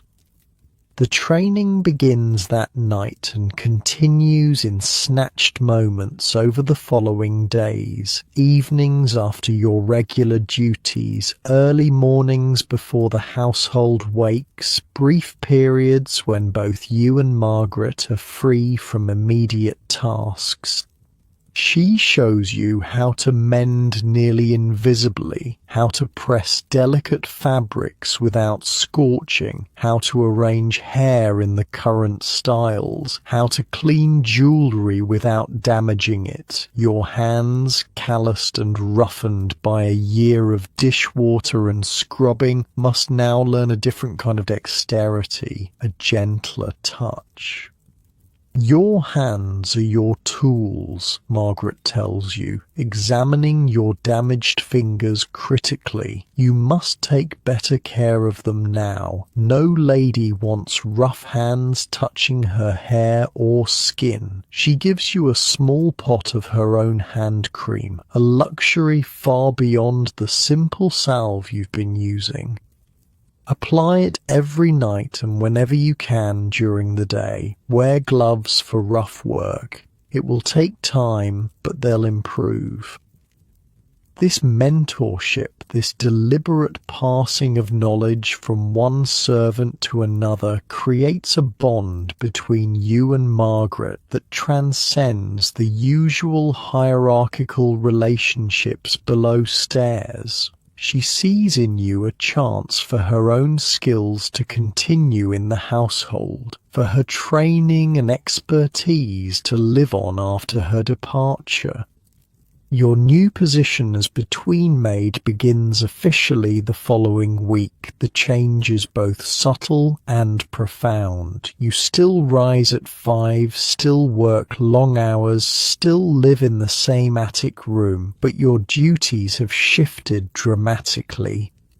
Mornings are spent helping in the kitchen as before, but after breakfast service, you move upstairs to assist the housemaids with lighter cleaning, dusting, tidying, straightening rooms. You no longer scrub floors on your hands and knees or empty chamber pots. Your afternoons are often spent in the laundry room, learning to handle the family's finer garments. And evenings, once dinner service is complete, you report to Margaret for continued training in ladies' maid duties.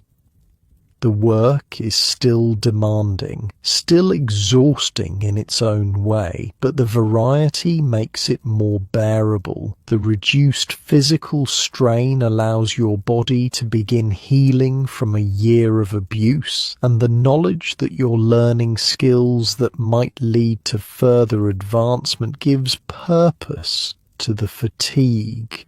"You look different already," Annie comments one night as you return to the attic room after a session with Margaret. "You stand straighter and your hands are changing."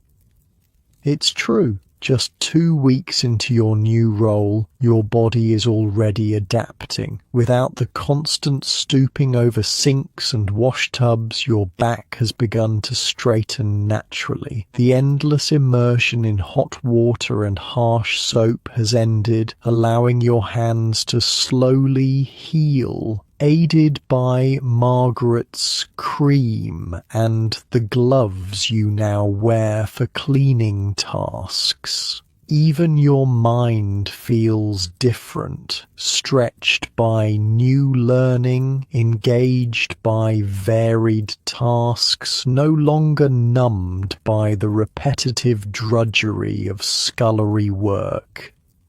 "I never thought I'd be anything but a scullery maid," you admit to Catherine one evening as you both prepare for bed. "When I arrived, I was just focused on surviving. Most of us start that way," she says, braiding her hair for sleep, "just trying to make it through each day. But the smart ones, they look for chances to learn, to move up a little. That's what you've done."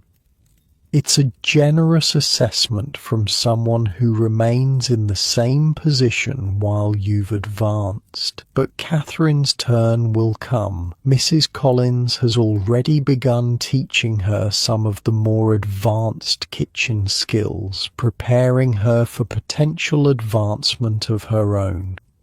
As September turns to October, completing your full year in the Henderson household, you find yourself reflecting on the journey. The terrified Irish girl who arrived at the service entrance 12 months ago bears little resemblance to the person you've become. Still a servant, still part of the invisible machinery of wealth, but with a growing sense of skill, possibility, and self-determination.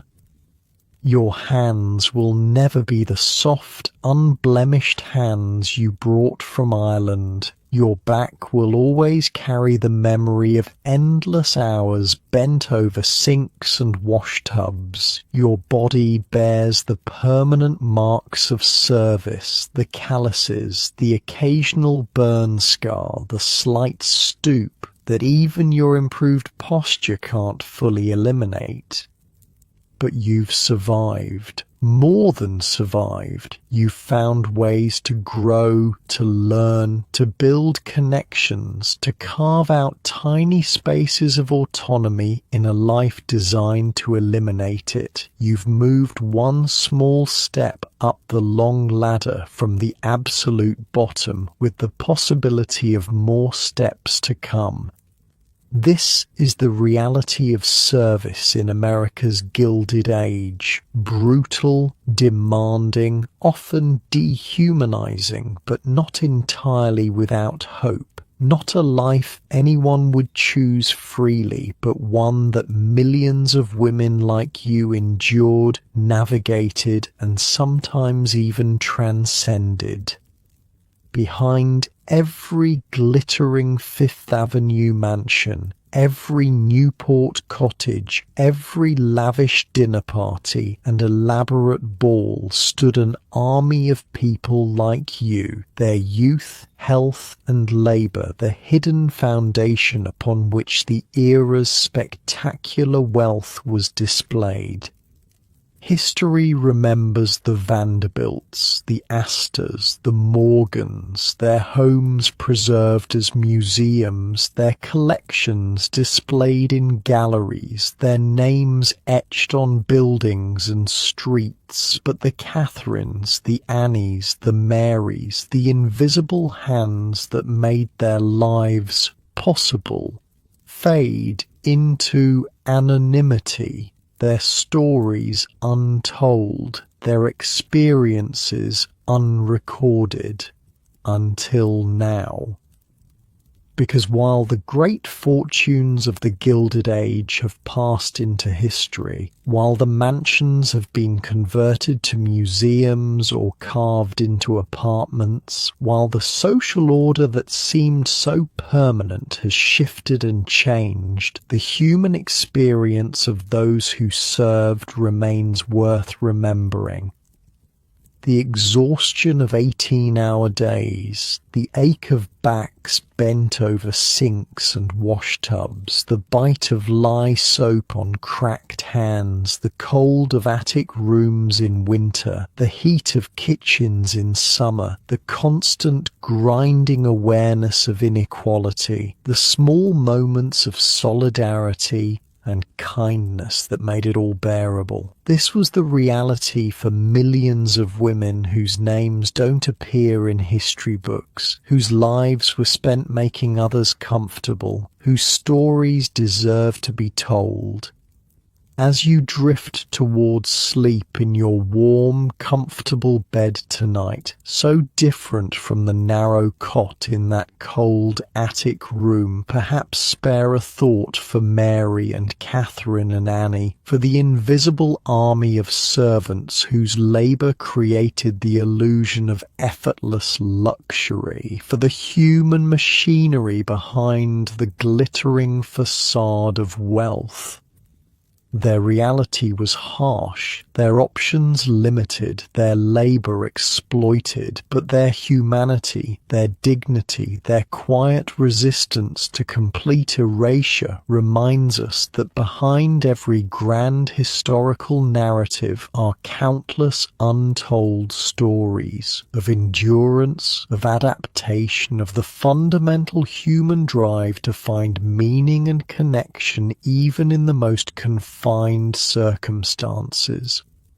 And as you sink deeper into your mattress, feeling the soft weight of your blanket, the gentle support of your pillow, remember that your comfort, like the comfort of the Gilded Age elite, is built on the labor of others. Unseen hands sewed your sheets, assembled your bed, built your home. The inequality may be less stark, the conditions less harsh, but the fundamental relationship remains. Comfort for some requires work from others. The question is not whether this relationship exists, but whether we acknowledge it, whether we see the humanity in those whose labor supports our lives.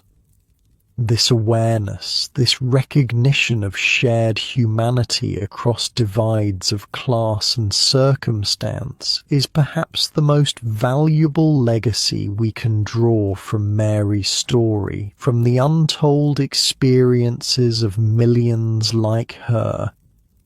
Now, as your breathing slows and your thoughts begin to drift, let yourself rest. Truly rest in the knowledge that you've glimpsed a forgotten world, touched the lives of those history often overlooks, and perhaps gained a deeper appreciation for both how far we've come and how much remains unchanged. Sleep well in your warm bed, in your private room, in your world of choices and possibilities that Mary could only dream of.